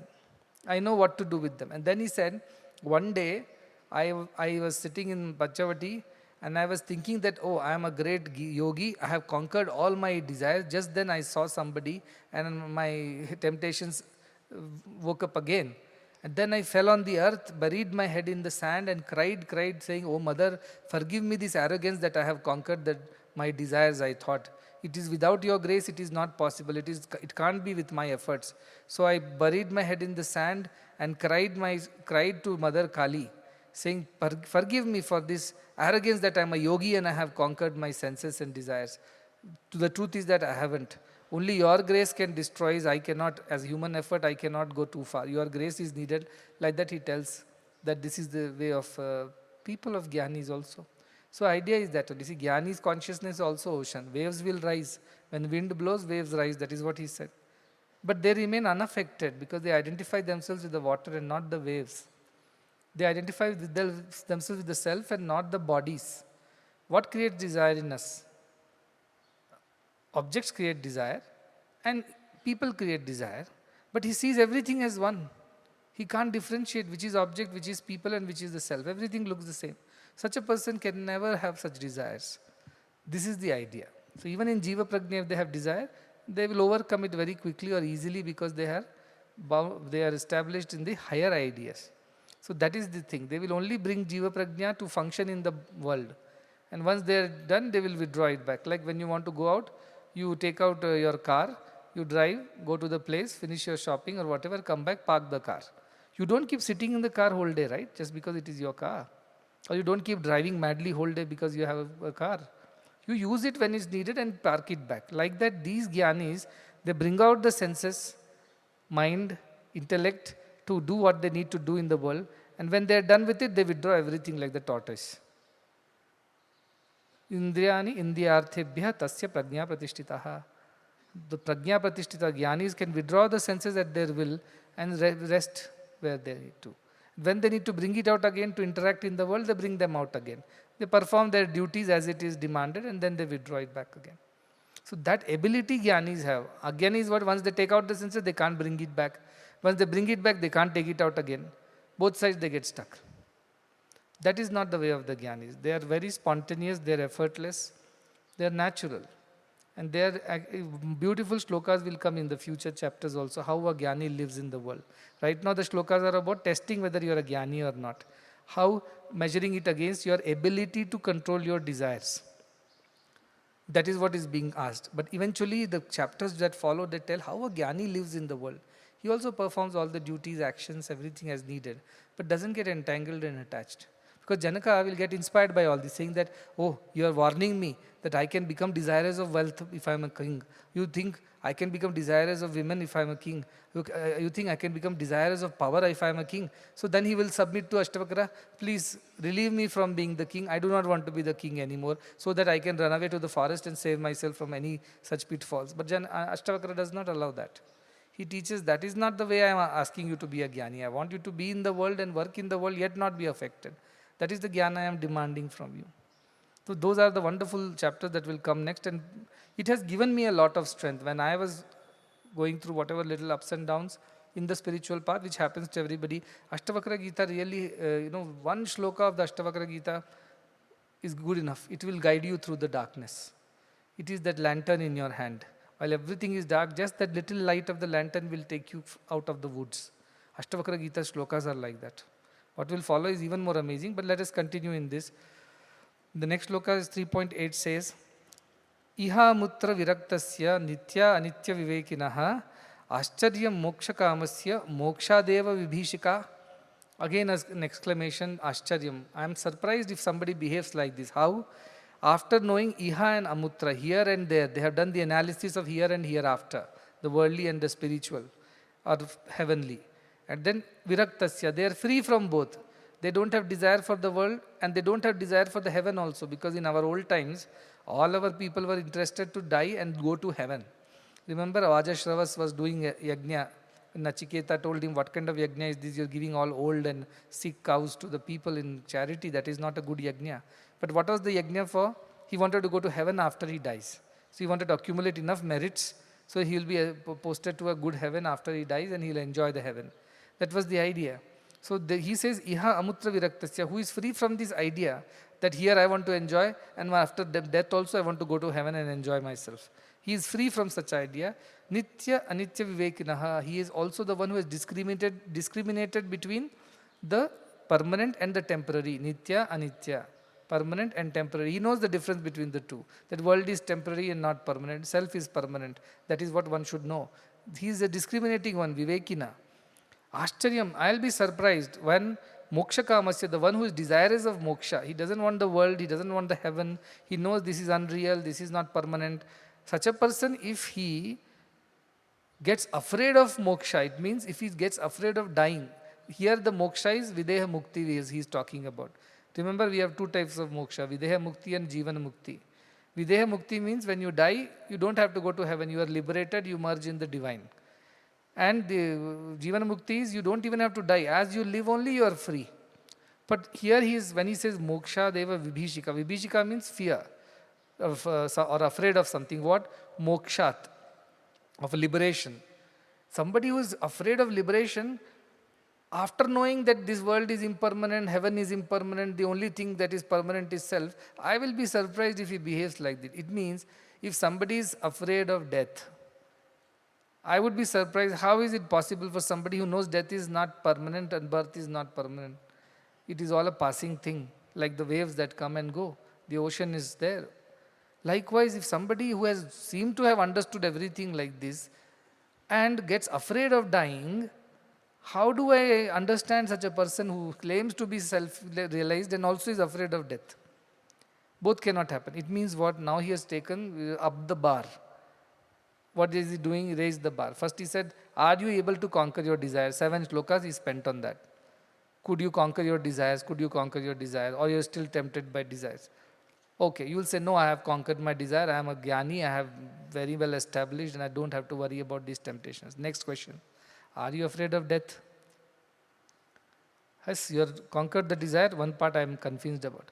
Are you even today afraid of the death, or have you conquered the fear of death? That is the next question he's asking to Janaka.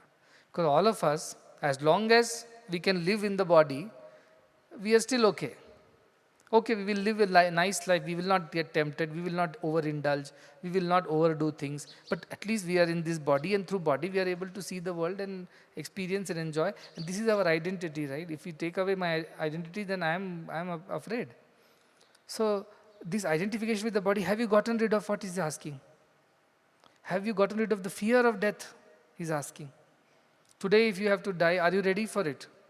Or you are going to say, no, I have 4 daughters to be married, I have a kingdom to be managed, I have revenues to collect, I have an enemy always lurking around the corner, I have to protect my people. After all, I am the king, I am responsible for all their welfare. How can I die? If you tell all these excuses, you are not ready, you are not a jivan, you are not a jnani at all. That is what happens to us. As long as Swami says, don't worry, enjoy the world, just don't make sure that the world does not enjoy you. Abba, what a relief. So I can have my car? Of course you can have your car. Can I have my home? Yes, of course. Can I have my children? Of course. Husband? Yes. Wealth? Yes. Jewelry? Yes. All the comforts? Yes. Everybody wants easy answers, convenient answers from me. As long as I say, don't let the world get inside you. You be in the world, let the world not be in you. You say, yes, yes, yes, we know how to do it. Thank you. Because the truth is that world is in you. It's not fully gone. But then you take refuge in the thought that this is at least digestible, this is doable. I will try not to let the world get in. I would say this car is mine, but I am not the car, that kind of thinking. But the last time he says, neither the car is yours, nor you are the car. This body is not yours, you are not the body, both. If that is firmly established in Janaka's mind, that name deho, naham deho, name deho.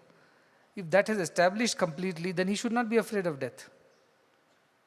That is the question he is asking, to test his conviction about his ability to go or overcome the fear of death also. Overcoming desire for the world is one part.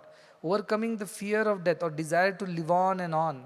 Have you overcome that also is the question he is asking. And we know by now from our Bhagavad Gita, so many scriptures, that birth and death are only 2 events. Like everything has a manufacturing date, it has an expiry date too. Nobody can stay permanently over here. I believe Michael Jackson had 50 physicians attending to him all the time, wherever he traveled. They will check his pulse, BP, oxygen, every hour. And morning till evening, all his parameters will be checked. Because he was afraid of dying. So he wanted to ensure that there are people around him who will look after him. Despite that, he died of cardiac arrest. Despite having kept 50 physicians, and he wanted to live on for a very, very long time. But this was not given. When the time comes, harite nimishad, kalat sarvam, ma kuru dhanajana yavvana garvam, it says. Time can take away everything in a trice. Don't be too proud about anything. So, death is inevitable. Knowing that also, are you afraid of it is the question. Knowing that is inevitable, you should be ready to embrace it. It is a reality, it will come someday. And that will happen. And that is the idea when in our Bhagavad Gita, he says, no, that I am not, you are not the body, navasansi jirnani yatha vihaya and all that. This is what it is, that when death is inevitable, why are you afraid? As a jnani, you shouldn't be afraid because who dies? Your body dies. You don't die. You is the self doesn't die. When the waves die, the ocean doesn't die. Even the ocean dries up, in the sense water does not die. It becomes water vapor. It continues its journey. It never extinguishes or it never goes away. So that is the idea. And every day we chant in Nirvana Shatkam, no? What is that? We chant. Name mrityu shanka, name jati bheda. Chant. Ka name jati bheda, pita naiva me naiva, mata na janma, na bandhur na mitra, gurur naiva shishya, chidananda rupaha, shivoham shivoham.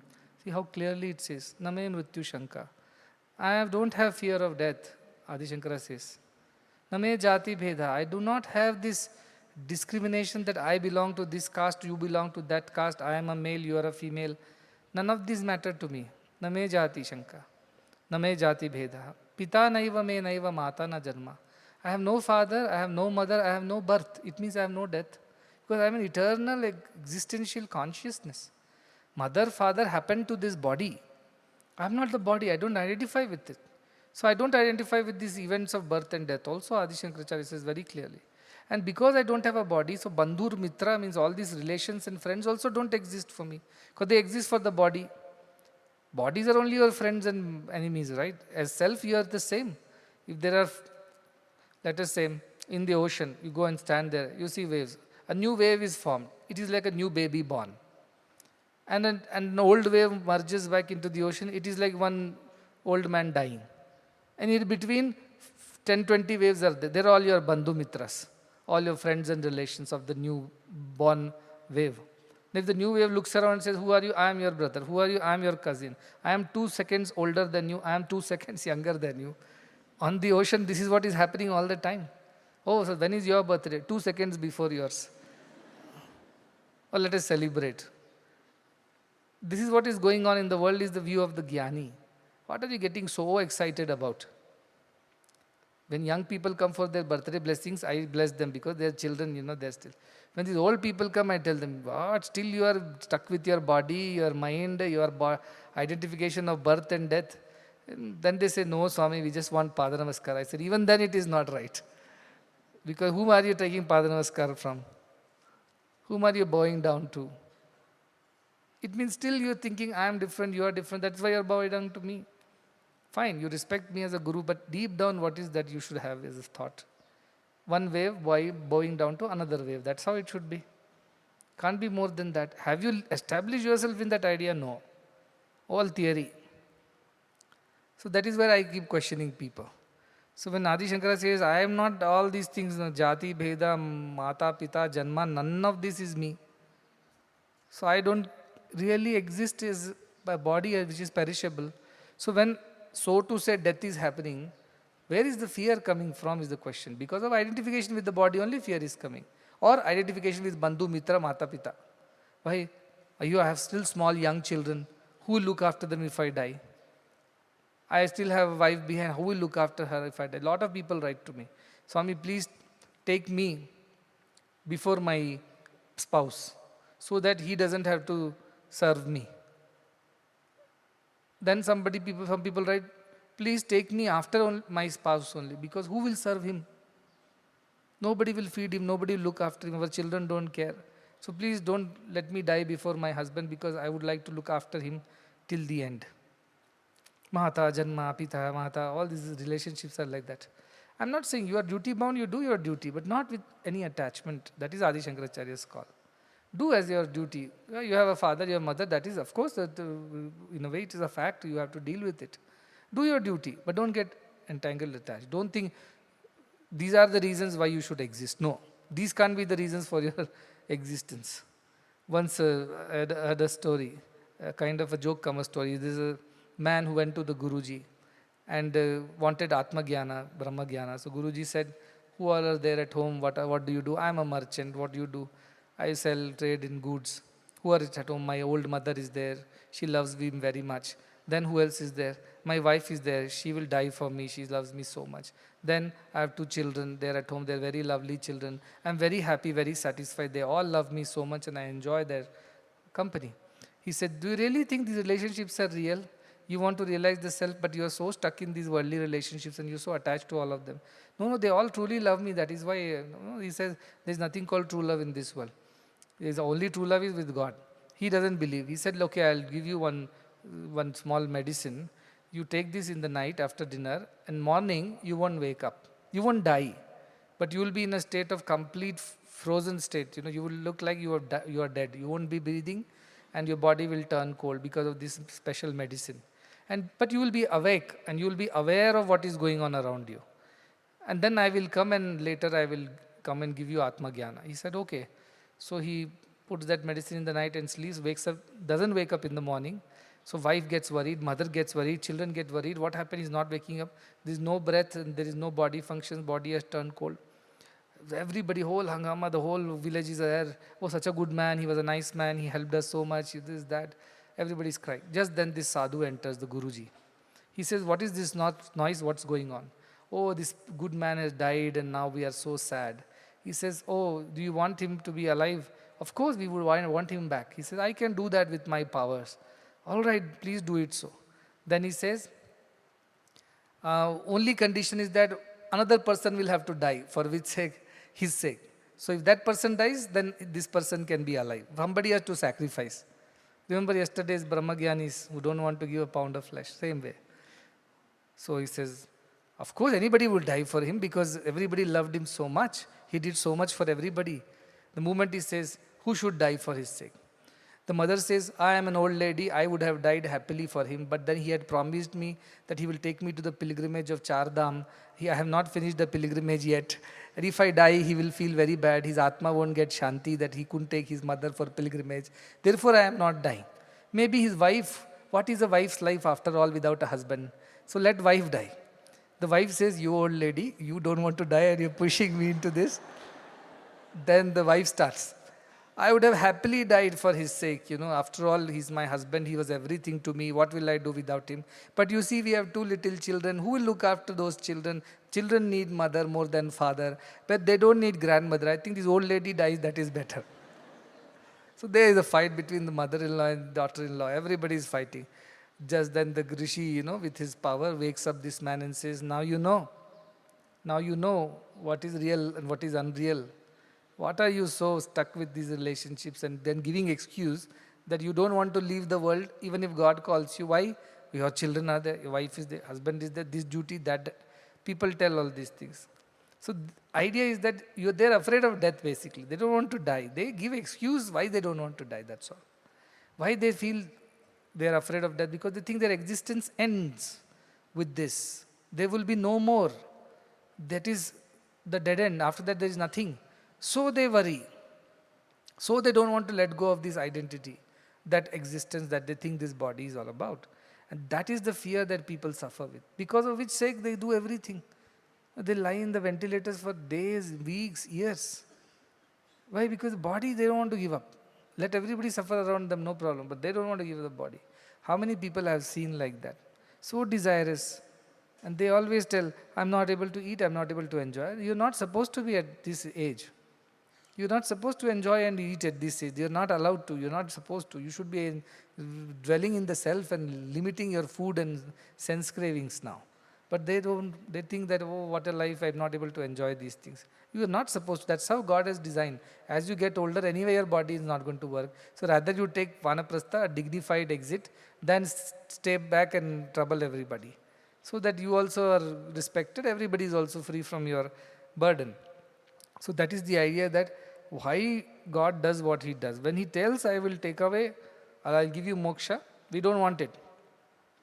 Why? Because then our identity ends. Identity with the body ends. So unless you are firmly convinced about this idea that you are self, it is not possible. There is one story for the children's sake. It is there, I think, in this. There is one priest is there, the Brahmin. He will always pray, like all of us pray, please grant me liberation, grant me liberation. One day God will become very happy. He'll say, he's really asking for liberation, let me grant him liberation. So we'll send one Devaduta, his messenger, to the Brahmin's house and tell, oh Brahmin, come, we will go. He said, where? You asked for liberation, God has sent me to give you liberation, we have to go now to heaven. I'm going to take you to God. He says, no, no, no, just now I am married, my wife is pregnant, how can I get liberation immediately? Let my wife deliver the baby, I will put her at ease and then I will come, you come back again. So this God's messenger goes back to God and says, this is what he said. God says, all right, go back after some time. So after a few years he goes back. Now there are 2 children playing in the courtyard with wife and him. And he goes and says, remember me, I came few years ago to take you and give liberation because you asked for it. Now let's go. He says, how can I go now? We have 2 little children. My wife does not know how to handle. At least I will earn a little, save some money for her and children so that their future is secure. After that you come and take me.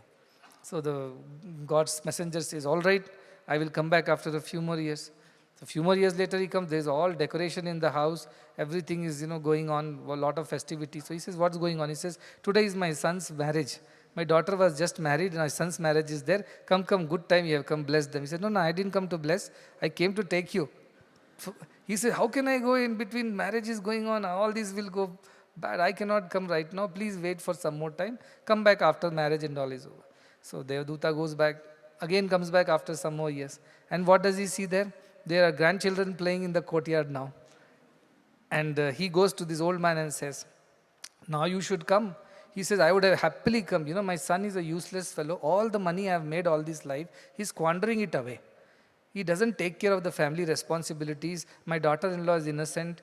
My wife is no more. I am the only smart person here to look after them. How can I abandon them? Till my son develops some sense of responsibility, allow me to be here, I will take care. Otherwise, he'll waste all the money that I have made for their sake.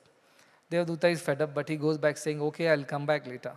When he comes back again, he sees the children playing. The children have all grown up. He says, there used to be an old man here. Where is he? Oh, who? My grandfather. He said, he died long ago. He says, oh, he died. What happened to him? He says, he died and that is it. He's burnt and gone.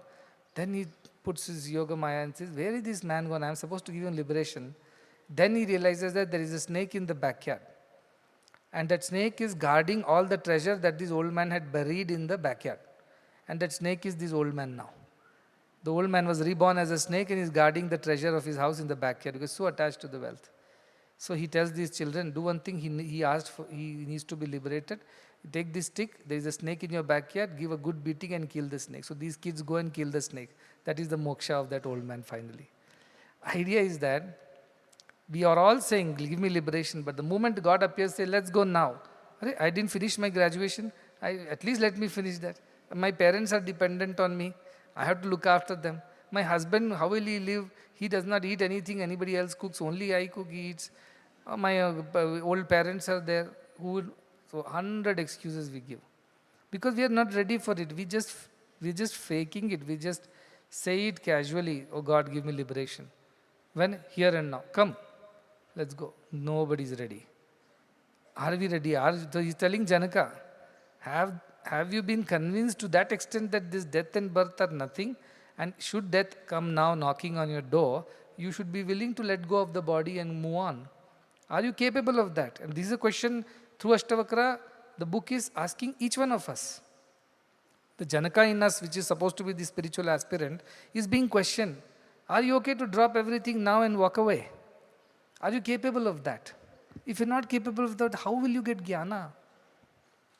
When Gautam Buddha walked out of his home into the night in search of truth, he had to give up everything, right? He did not think, I will take my wife along with me. It's nothing.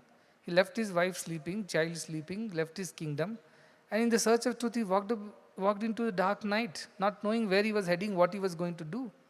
And he stayed put. He determined to get the truth, nothing less than truth, and went through whatever the trials and tribulations. That's when he realized the truth, right? He did not realize the truth alongside all the other pleasures of the world. That was not given. Likewise, if you really want liberation, how many people have, in this hall itself, let us forget about those who are online. How many of us have at least once prayed, please grant me moksha, grant me liberation? So many, even I have prayed, right? So many of us prayed. So idea is that It can happen now, before you reach your room.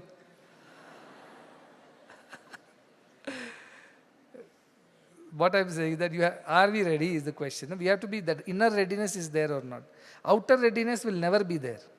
There will be something or the other which will be pending always. Once you're done with your son, grandson will be waiting. Grandson is done, something else will be waiting. Outside readiness is just not possible. Inner readiness is all that is needed. Whenever that time comes, beautiful bhajan, our Sumit keeps singing, no? Itna to karna Swami jab prana tan se nikle. What does he say towards the end? He says that I do not want, when I'm dying, I only want your darshan. I have no other desire at that point in time. Jab kanta prana aaye, koi rog na sataye. Let me not be sick and dying in a ventilator inside a hospital. Jab kanta prana aaye, when I am about to die. Yama darshana dikhaye. Let the Lord Yama and his people, the God of death, not come to me. Let it be an easy, smooth transition. Let it not be a forced exit from the body, pulled out of the body by the Lord Yama. Let it be a smooth, happy, easy transition that I am leaving because I have no attachments left. Only attachments, I want to see your face when I am dying. That is Krishna Bhakta, so he is saying. A Jnani will not even ask for that. He says, just let me have that peace and grace to exit without making any noise about it, without feeling any regrets and remorse. Why? Because I am not attached to the body identity at all. That firm conviction has Janaka developed is the question. And have we developed that firm conviction is the question too. Let us not fool ourselves saying, no, Swami says like this, but he will not do anything like that, don't worry. You never know. The other one day I was mentioning, when God graces you, what does he do? When you ask for God's grace, what does he do? Yasyaham anugrahanami harishye tadhanam shanaihi, Krishna says. Whomever I want to grace, I take away all their wealth first. Slowly I take it away, without their realizing. Losses everywhere, treachery, deceit, like that, one by one. Everything I take away. Then what do? Tasya dhanam tyajasyasya tyajantyasya swajanaha dukha dukhitam. The one who has lost all his wealth, his people will start torturing him. Till yesterday, who were your friends and relatives, they were always there at your home at one phone call. Today they will stop picking your calls. In your most desperate times also, they would do all kinds of dramas. Oh, I thought I could help you, but yesterday only we committed to a new house. We have already paid. Now we don't have the money. My son's wedding is there. My daughter's this is there, that is there, this is there. They'll never give you a rupee to you when you don't have the capacity to repay. Then nobody will help you. You try it out. I always tell these children whose relatives come and tell, do this in life, do that in life, don't listen to that Swami, you do what I am saying. I tell them, do this drama. You tell, my father lost everything because of one fellow who has cheated, now we have 50 lakh loan. I know you are the most interested people in our welfare. Please, each one of you, 10 lakh rupees you please provide us. Let me see how many relatives show up saying, okay, we will sell our jewelry, we will sell our house, land, we will save your family. Not one will turn up. You try it out. No, when you trust your people so much that some people come and give me excuse. My uncle had a desire, he paid for my fees so far. He had a desire that I should become a doctor or engineer. For his sake, please allow me to leave and do things. I tell the same thing to them. Just tell this to your uncle. I have lost everything, I need 30 lakh rupees immediately. I know you have got a house and you have got bank balance. Can you immediately shed all that and give it to me? Let me see which uncle will show up. Nobody will do. That is when you know real from fake. In difficult times, when the tide is low, you know how many are swimming naked, they say. When things are good, frogs are in the well, when there is water. So that is what God does. He takes away the water from the well and sees how many frogs are still around. So, harishye taddanam shanaiya. Take away all that which is worldly with you, so that all the worldly people leave you. What is his big greater idea? He says, Sayada vitathodyogo nirvanna syad dhanehaya. It's not there. It's from Bhagavatam I am quoting. He says, that person loses all the wealth. Dhanehaya, everything is taken away from him. And he tries to make wealth. He tries a new idea, new business, a new effort, new enterprise. Nothing works. Because God is sitting on top, he doesn't want anything to work. Because he wants to grace. Then what happens? Mat parmaihi, those who are devotees of mine, krita maitrasya, becomes friends with them. Then he says, once he becomes friends with my devotees, leaving the worldly company, then I give my grace to him. That is what Krishna says. That is Shetad Anugraham. Then only I give my grace. So this person has asked for Krishna, I want you and you alone. How many of us have written, Swami, we want you and you alone? Okay, then you will have me and me alone. No wealth, no relations, no possessions, no power, no authority, no nothing. How many are ready? What they believe is that if we have God's grace, our lives will become comfortable. Not necessary. Tukaram was a great merchant. They were money lenders. And they had good money. Because money lenders, they make money all the time. Then one fine day, he was bitten by this bhakti of Vittala. He saw a Vittala procession going. He just lost himself in the bhakti. And then he stopped doing business. He stopped taking interest in his money lending. People were not returning his money. He was not bothered, saying, oh, they are poor. How will they return? Earlier, he used to take away their vessels and everything from home for recovery. But now he become devotee. He says, Papam, they're already poor. There is famine. There is drought. How will they repay me? It's okay. In fact, he started opening his granary and started distributing the whatever grains they had to the people. His wife got very upset. She said, we also have children. How can you give away everything to the villages like that? She fought, closed the door, shoot them all away. Saying, this man has gone mad. And she cursed Vittala, because of you, my husband has become mad. And he believes in you and prays to you, but he's not having money, he's not having, I married this man thinking we'll have wealth and all that. And nothing. But Tukaram is not bothered. He's lost himself to God. Now, for a worldly person who looks at it, what will be his impression?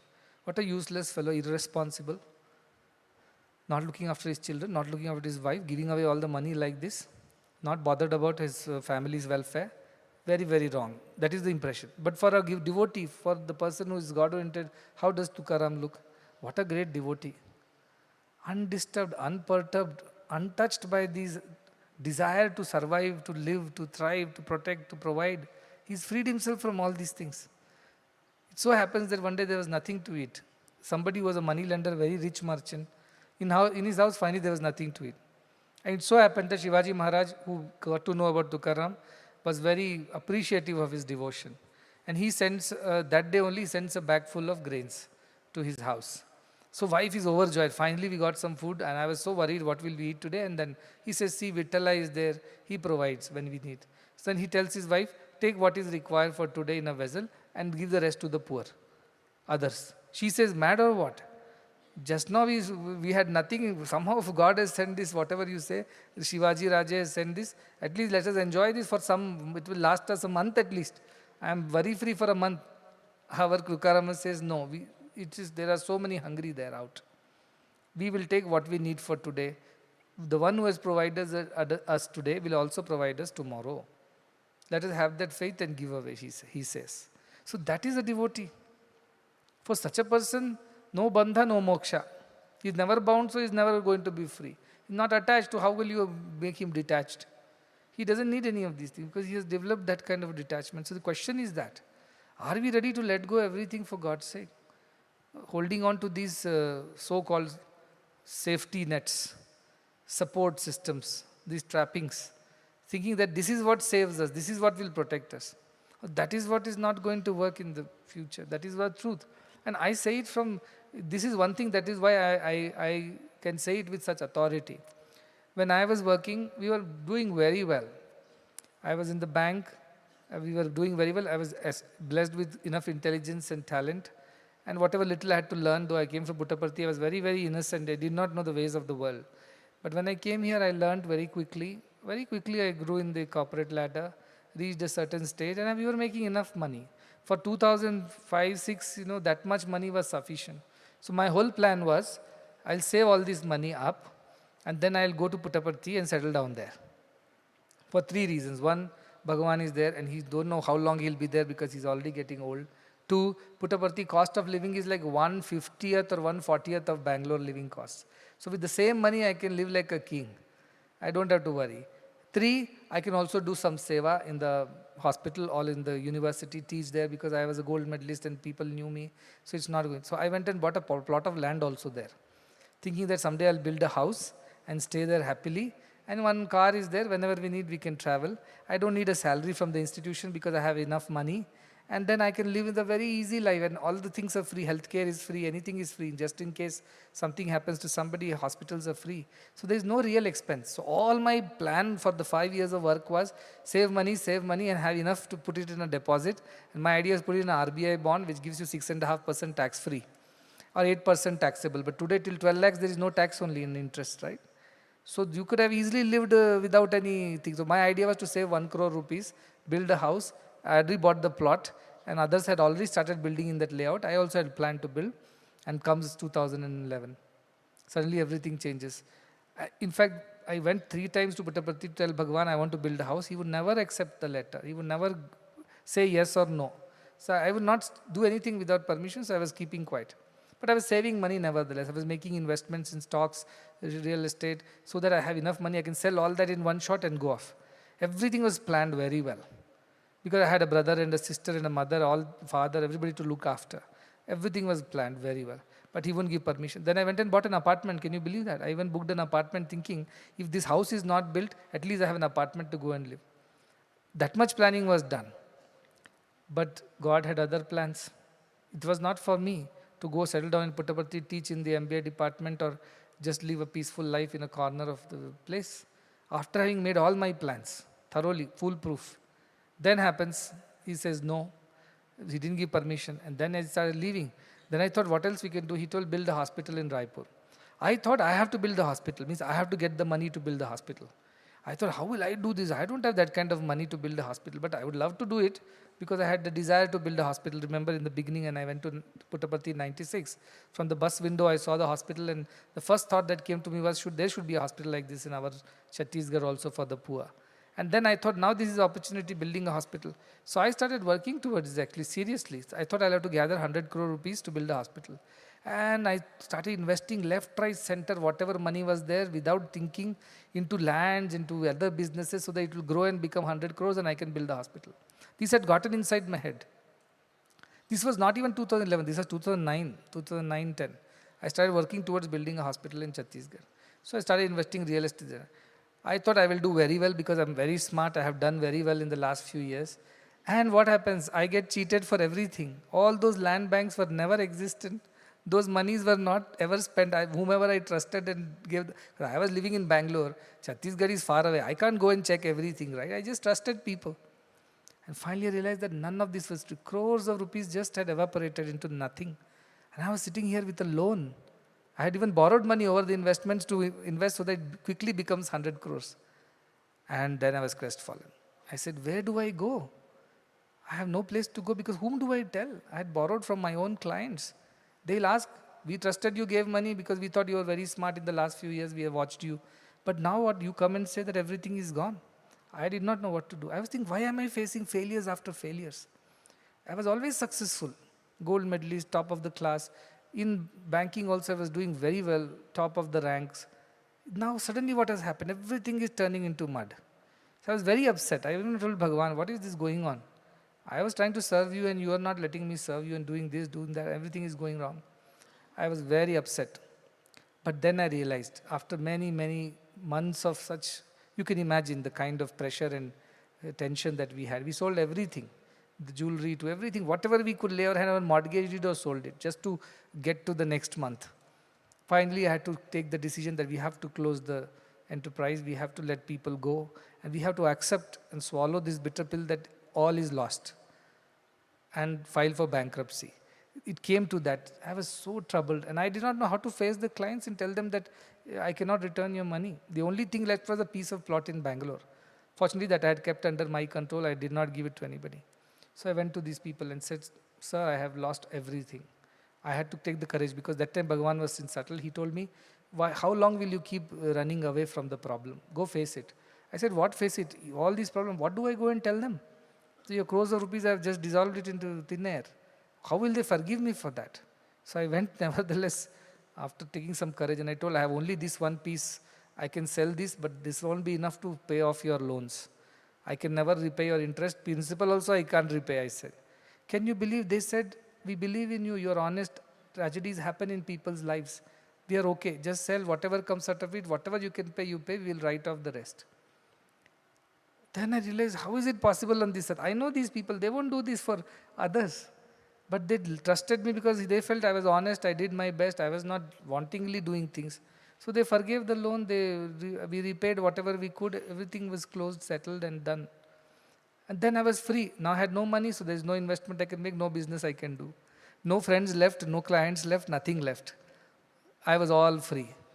Then Bhagavan told, now come. Here we start our work. Now that all your ideas are gone, and I have made you so incapable of executing anything, I have made you a big failure, now you start my work. And look at what we have done. Other day somebody called me up from my old times. He said, we don't know how to address you, because we can't call you by name, how to call you a Sadguru. I told, don't worry, whatever you feel, you tell. What happened? And they told, no, he had a dream and so he wanted to call me. I said, okay, what happened? He said, then I told some things ago. He told, what you have achieved in these 14, 15 years is impossible. Because they're all the colleagues, who also of the same caliber. They said, what you have done is impossible. All free, such huge institutions across the world. This is unthinkable. We could never think that you had this potential inside. We never knew. I said, even I did not know. I thought I will be doing something else. But this is how God has planned for us. But what was the test of fire was to let go. When things were not working, at some point in time you have to come to accept it, that this is it. This is the end of the road and there's no point in trying hard because it's not going to lead us anywhere. Let us accept the defeat and go and surrender. So when that happened, everything started changing after that. And after that, whatever we have tried, this is growing and growing, isn't it? Struggles are there. I'm not saying difficulties are not there, but it is happening.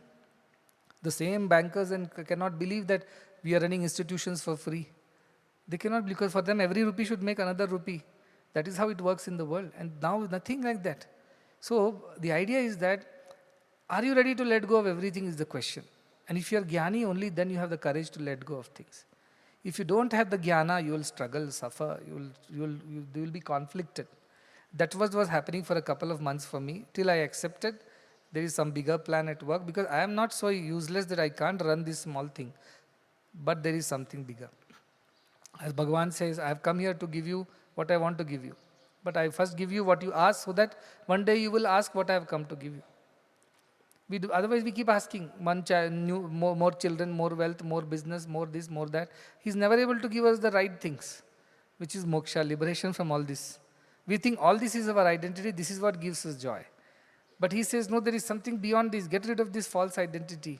Drop it all off and I'll give you a better identity, a new identity. So I lost the identity of a banker or a smart, super smart investment banker or portfolio manager, or whatever you call it. I lost that identity. And what did I gain in return? I gained the identity of a guru. And I don't know. I did not know that this is what is going to happen, but God had a plan. So only a jnani who is superly detached, who does not engage in anything, for him nothing matters, only God matters. Such a person should not have any desire for the world. This is what Ashtavakra is telling Janaka. If you still have any desires lurking anywhere, check it out. It means you are still not fully a jnani. You are still desirous of, let us say, not of the worldly pleasures, but if you are having the desire for this identity and this desire to live on and on in this body, that itself is a proof that you are not yet there. That also must go. So my question is that only, when we want liberation, are we ready to let go of everything else? Liberation is, as I said, is exclusive sets. One side is liberation, one side is the world. Don't mix up the two. Both cannot come together. Oil and water they are. They cannot stay together. You get liberation, everything else has to be dropped off. If you want everything else, liberation has to be dropped off. Between the two, you have to choose. This is what he is telling. And today, even if I live a much better life than what I was living with my own efforts then. But nothing belongs to me. I am so very acutely aware. Whether it is this building, the car, the clothes, the food, nothing belongs to me. It all is a charity to me, done by somebody with goodwill. Nothing that I can claim and own and feel egoistic about. Oh, this is mine, I earned it, and this is what belongs to me, I am the owner. That feeling itself cannot come because it truly doesn't belong to us. It doesn't belong to us at all. So that is the life of a jnani. Detached, unaffected, undisturbed, because he possesses none and is possessed by also none. He is free.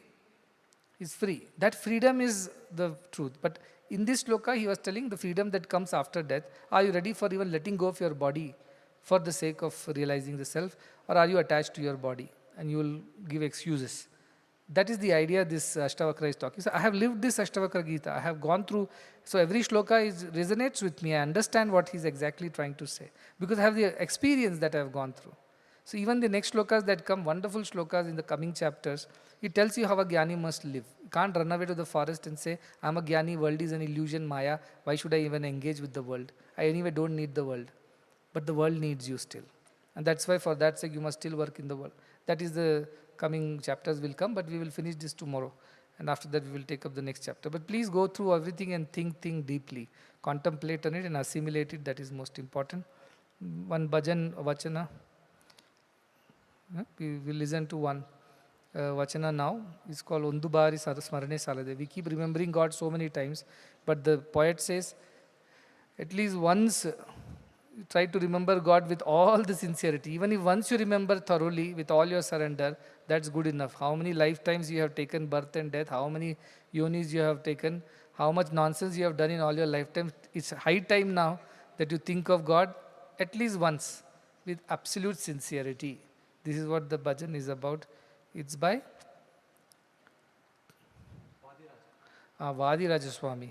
He was also a Madhva saint, Madhvacharya's times, I think around 1600s, and also Udupi, devotee of Krishna. But he was following the god called Hayagriva. There was an avatar of Vishnu, which with the head of a horse, they say, Hayagriva, who preserved the Vedas. So he is going to sing that Vadi Rajaswami's bhajan.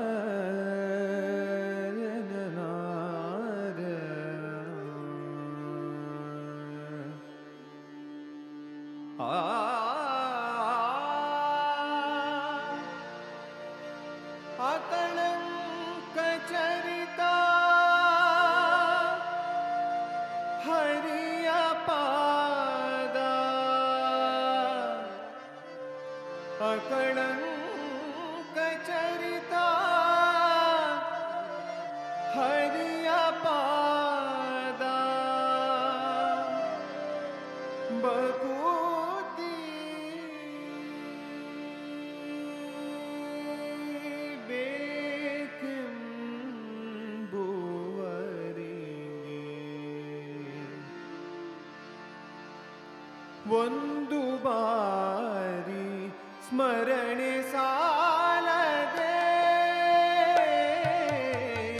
ಒಂದು ಬಾರಿ ಸ್ಮರಣೆ ಸಾಲದೆ ಆನಂದ ತೀರ್ಥರ ಪೂರ್ಣ ಪ್ರಜ್ಞರ ಸರ್ವಜ್ಞರಾಯರ ಮಧ್ವರಾಯರ ಒಂದು ಬಾರಿ ಸ್ಮರಣೆ ಸಾಲದೆ ಆನಂದ ತೀರ್ಥರ ಪೂರ್ಣ ಪ್ರಜ್ಞರ ಸರ್ವಜ್ಞರಾಯರ ಮಧ್ವರಾಯರ ಒಂದು ಬಾರಿ ಸ್ಮರಣೆ ಸಾಲದೆ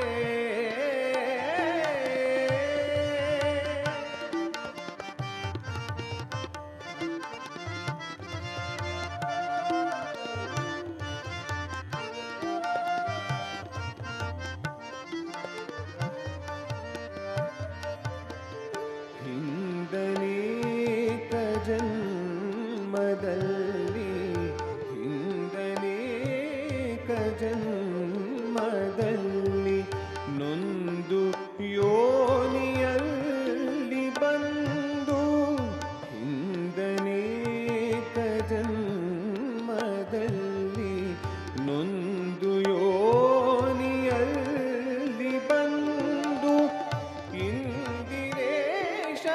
ಪಾದವನ್ನು ಹೊಂದಬೇಕೆಂಬುವರಿಗೆ ಒಂದು ಬಾರಿ ಸ್ಮರಣೆ ಸಾಲದೆ, ಒಂದು ಬಾರಿ ಸ್ಮರಣೆ ಸಾಲದೆ.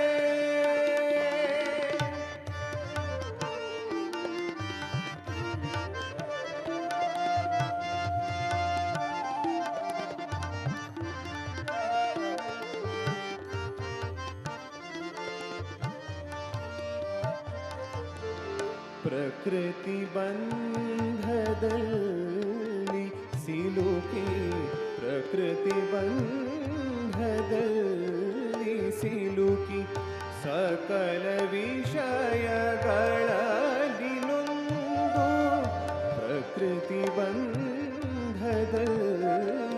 ಸಿಲುಕಿ, ಸಕಲ ವಿಷಯಗಳಲ್ಲಿ ನೊಂದು, ಅಕಳಂಕ ಚರಿತ ಹರಿಯ ಪಾದ, ಅಕಳಂಕ ಚರಿತ ಹರಿಯ ಪಾದ, ಹರಿಯ ಪಾದ.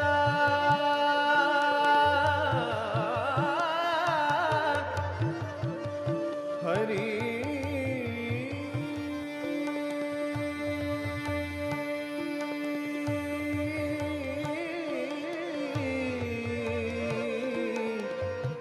ಹರಿಯ ಪಾದ, ಹರಿಯ ಪಾದ, ಹರಿಯ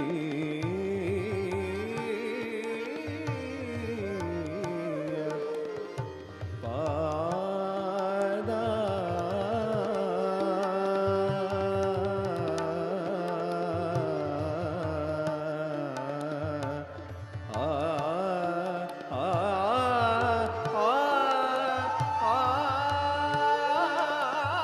ಅಕಳಂಕ ಚರಿತ ಹರಿಯ ಪಾದ, ಬಹುತಿ ಬೇಕೆಂಬುವರಿಗೆ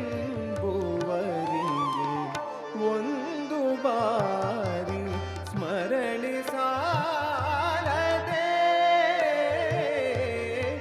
ಒಂದು ಬಾರಿ ಸ್ಮರಣೆ ಸಾಲದೆ.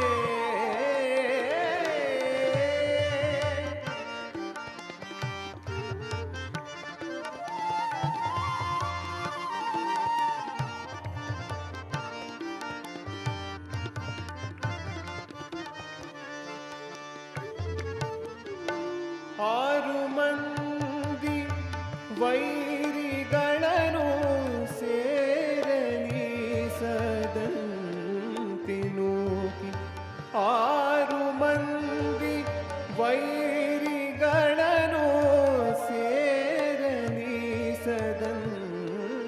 ನೂಕಿ, ಧೀರನಾದ ಹರಿಯ ಪಾದ, ಧೀರನಾದ ಹರಿಯ ಪಾದ ಸೇರಬೇಕೆಂಬುವರಿಗೆ ಒಂದು ಬಾರಿ ಸ್ಮರಣೆ ಸಾಲದೆ, ಒಂದು ಬಾರಿ ಸ್ಮರಣೆ ಸಾಲದೆ.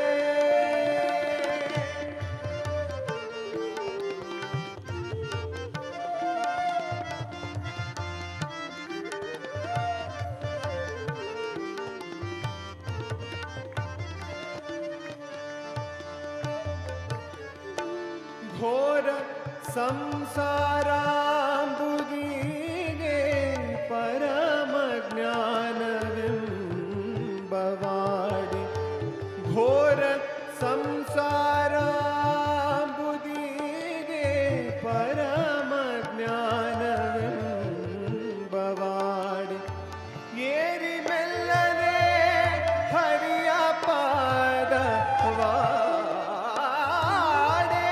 ಏರಿ ಮೆಲ್ಲನೆ ಹರಿಯ ಪಾದ ಸೇರಬೇಕೆಂಬುವರಿಗೆ ಒಂದು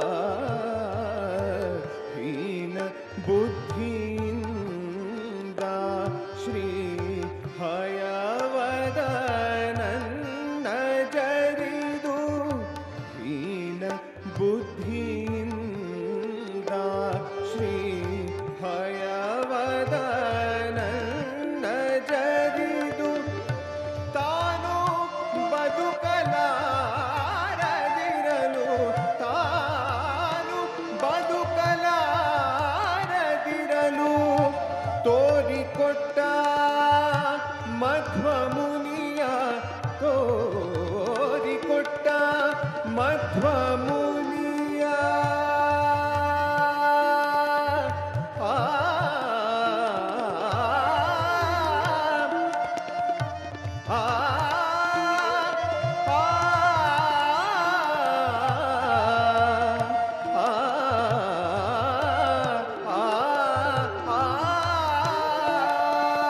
ಒಂದು ಬಾರಿ ಸ್ಮರಣೆ ಸಾಲದೆ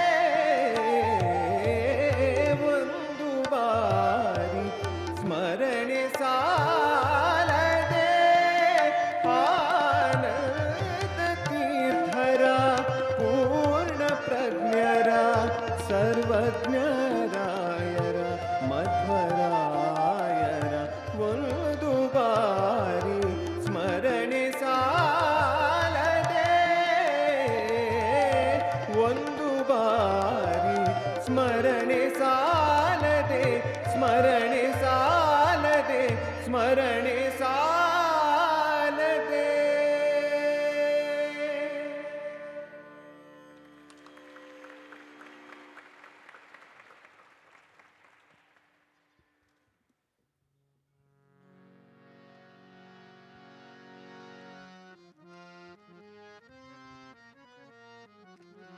सर्वसुगुण सिंधवे सकल सुजन बंधवे सर्वसुगुण सिंधवे सकल सुजन बंधवे गुणवे मधुसूदनाय महितमंगलम् सद्गुरवे मधुसूदनाय महितमंगलम् दीन दुखित पोषकाय दान धर्म प्रेरकाय दीन दुखित पोषकाय दान धर्म प्रेरकाय सर्वलोकहितरताय सर्वमङ्गलम् सद्गुरवे मधुसूदनाय महितमङ्गलम् वेदनादवधकाय विश्वशान्तिस्थापकाय वेदनादवधकाय विश्वशान्तिस्थापकाय ब्रह्मज्ञानबोधकाय दिव्यमङ्गलम् सद्गुरवे मधुसूदनाय महितमङ्गलम् सदय हृदय राजिताय सुमन सदन शङ्कराय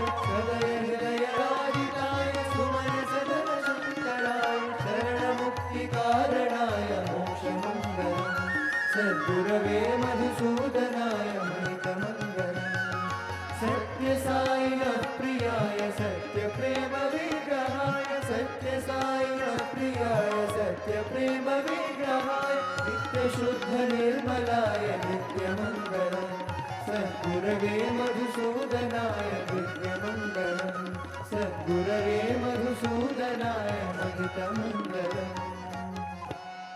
ॐ जय जगदीश हरे स्वामी सत्य साई हरे भक्तजना संरक्षक भक्तजना संरक्षक पतिमहेश्वरा ॐ जय जगदीश हरे शशिवदना श्रीकरा सर्वा प्राणपते स्वामी सर्वा प्राणपते आश्रित कल्पलतिका आश्रित कल्पलतिका आपद्बान्धवा ॐ जय जगदीश हरे मातपिता गुरुदैवं मरियन्तयुनीरे स्वामी मरियन्तयुनीरे नाद ब्रह्म जगन्नाथा नाद ब्रह्म जगन्नाथा नागेन्द्र शयना ॐ जय जगदीश हरे ओंकार रूप ओजस्वी ओ साई महादेवा सद्गुरु साई महादेवा मंगलारति अंदुको मंगलारति अंदुको मंदरगिरिधारी ओम जय जगदीश हरे नारायण नारायण ओम सत्य नारायण नारायण नारायण ओम नारायण नारायण ओम सत्य नारायण नारायण ओम सत्य नारायण नारायण ओम जय सद्गुरुदेवा नारायण नारायण ओम सत्य नारायण नारायण नारायण ओम नारायण नारायण ओम सत्य नारायण नारायण सत्यनारायण नारायण ओम जय सद्गुरुदेवा नारायण नारायण ओम सत्यनारायण नारायण नारायण ओम नारायण नारायण ओम सत्यनारायण नारायण ओम सत्यनारायण नारायण ओम जय सद्गुरुदेवा ओम शांति शांति शांति समस्त लोकाः सुखिनो भवन्तु समस्त लोकाः सुखिनो भवन्तु समस्त लोकाः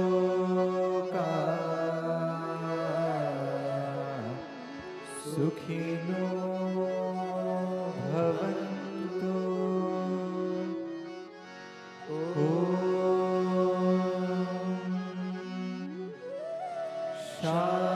शांति शांति शांति जय बोलो भगवान श्री सत्य साई बाबा जी की जय।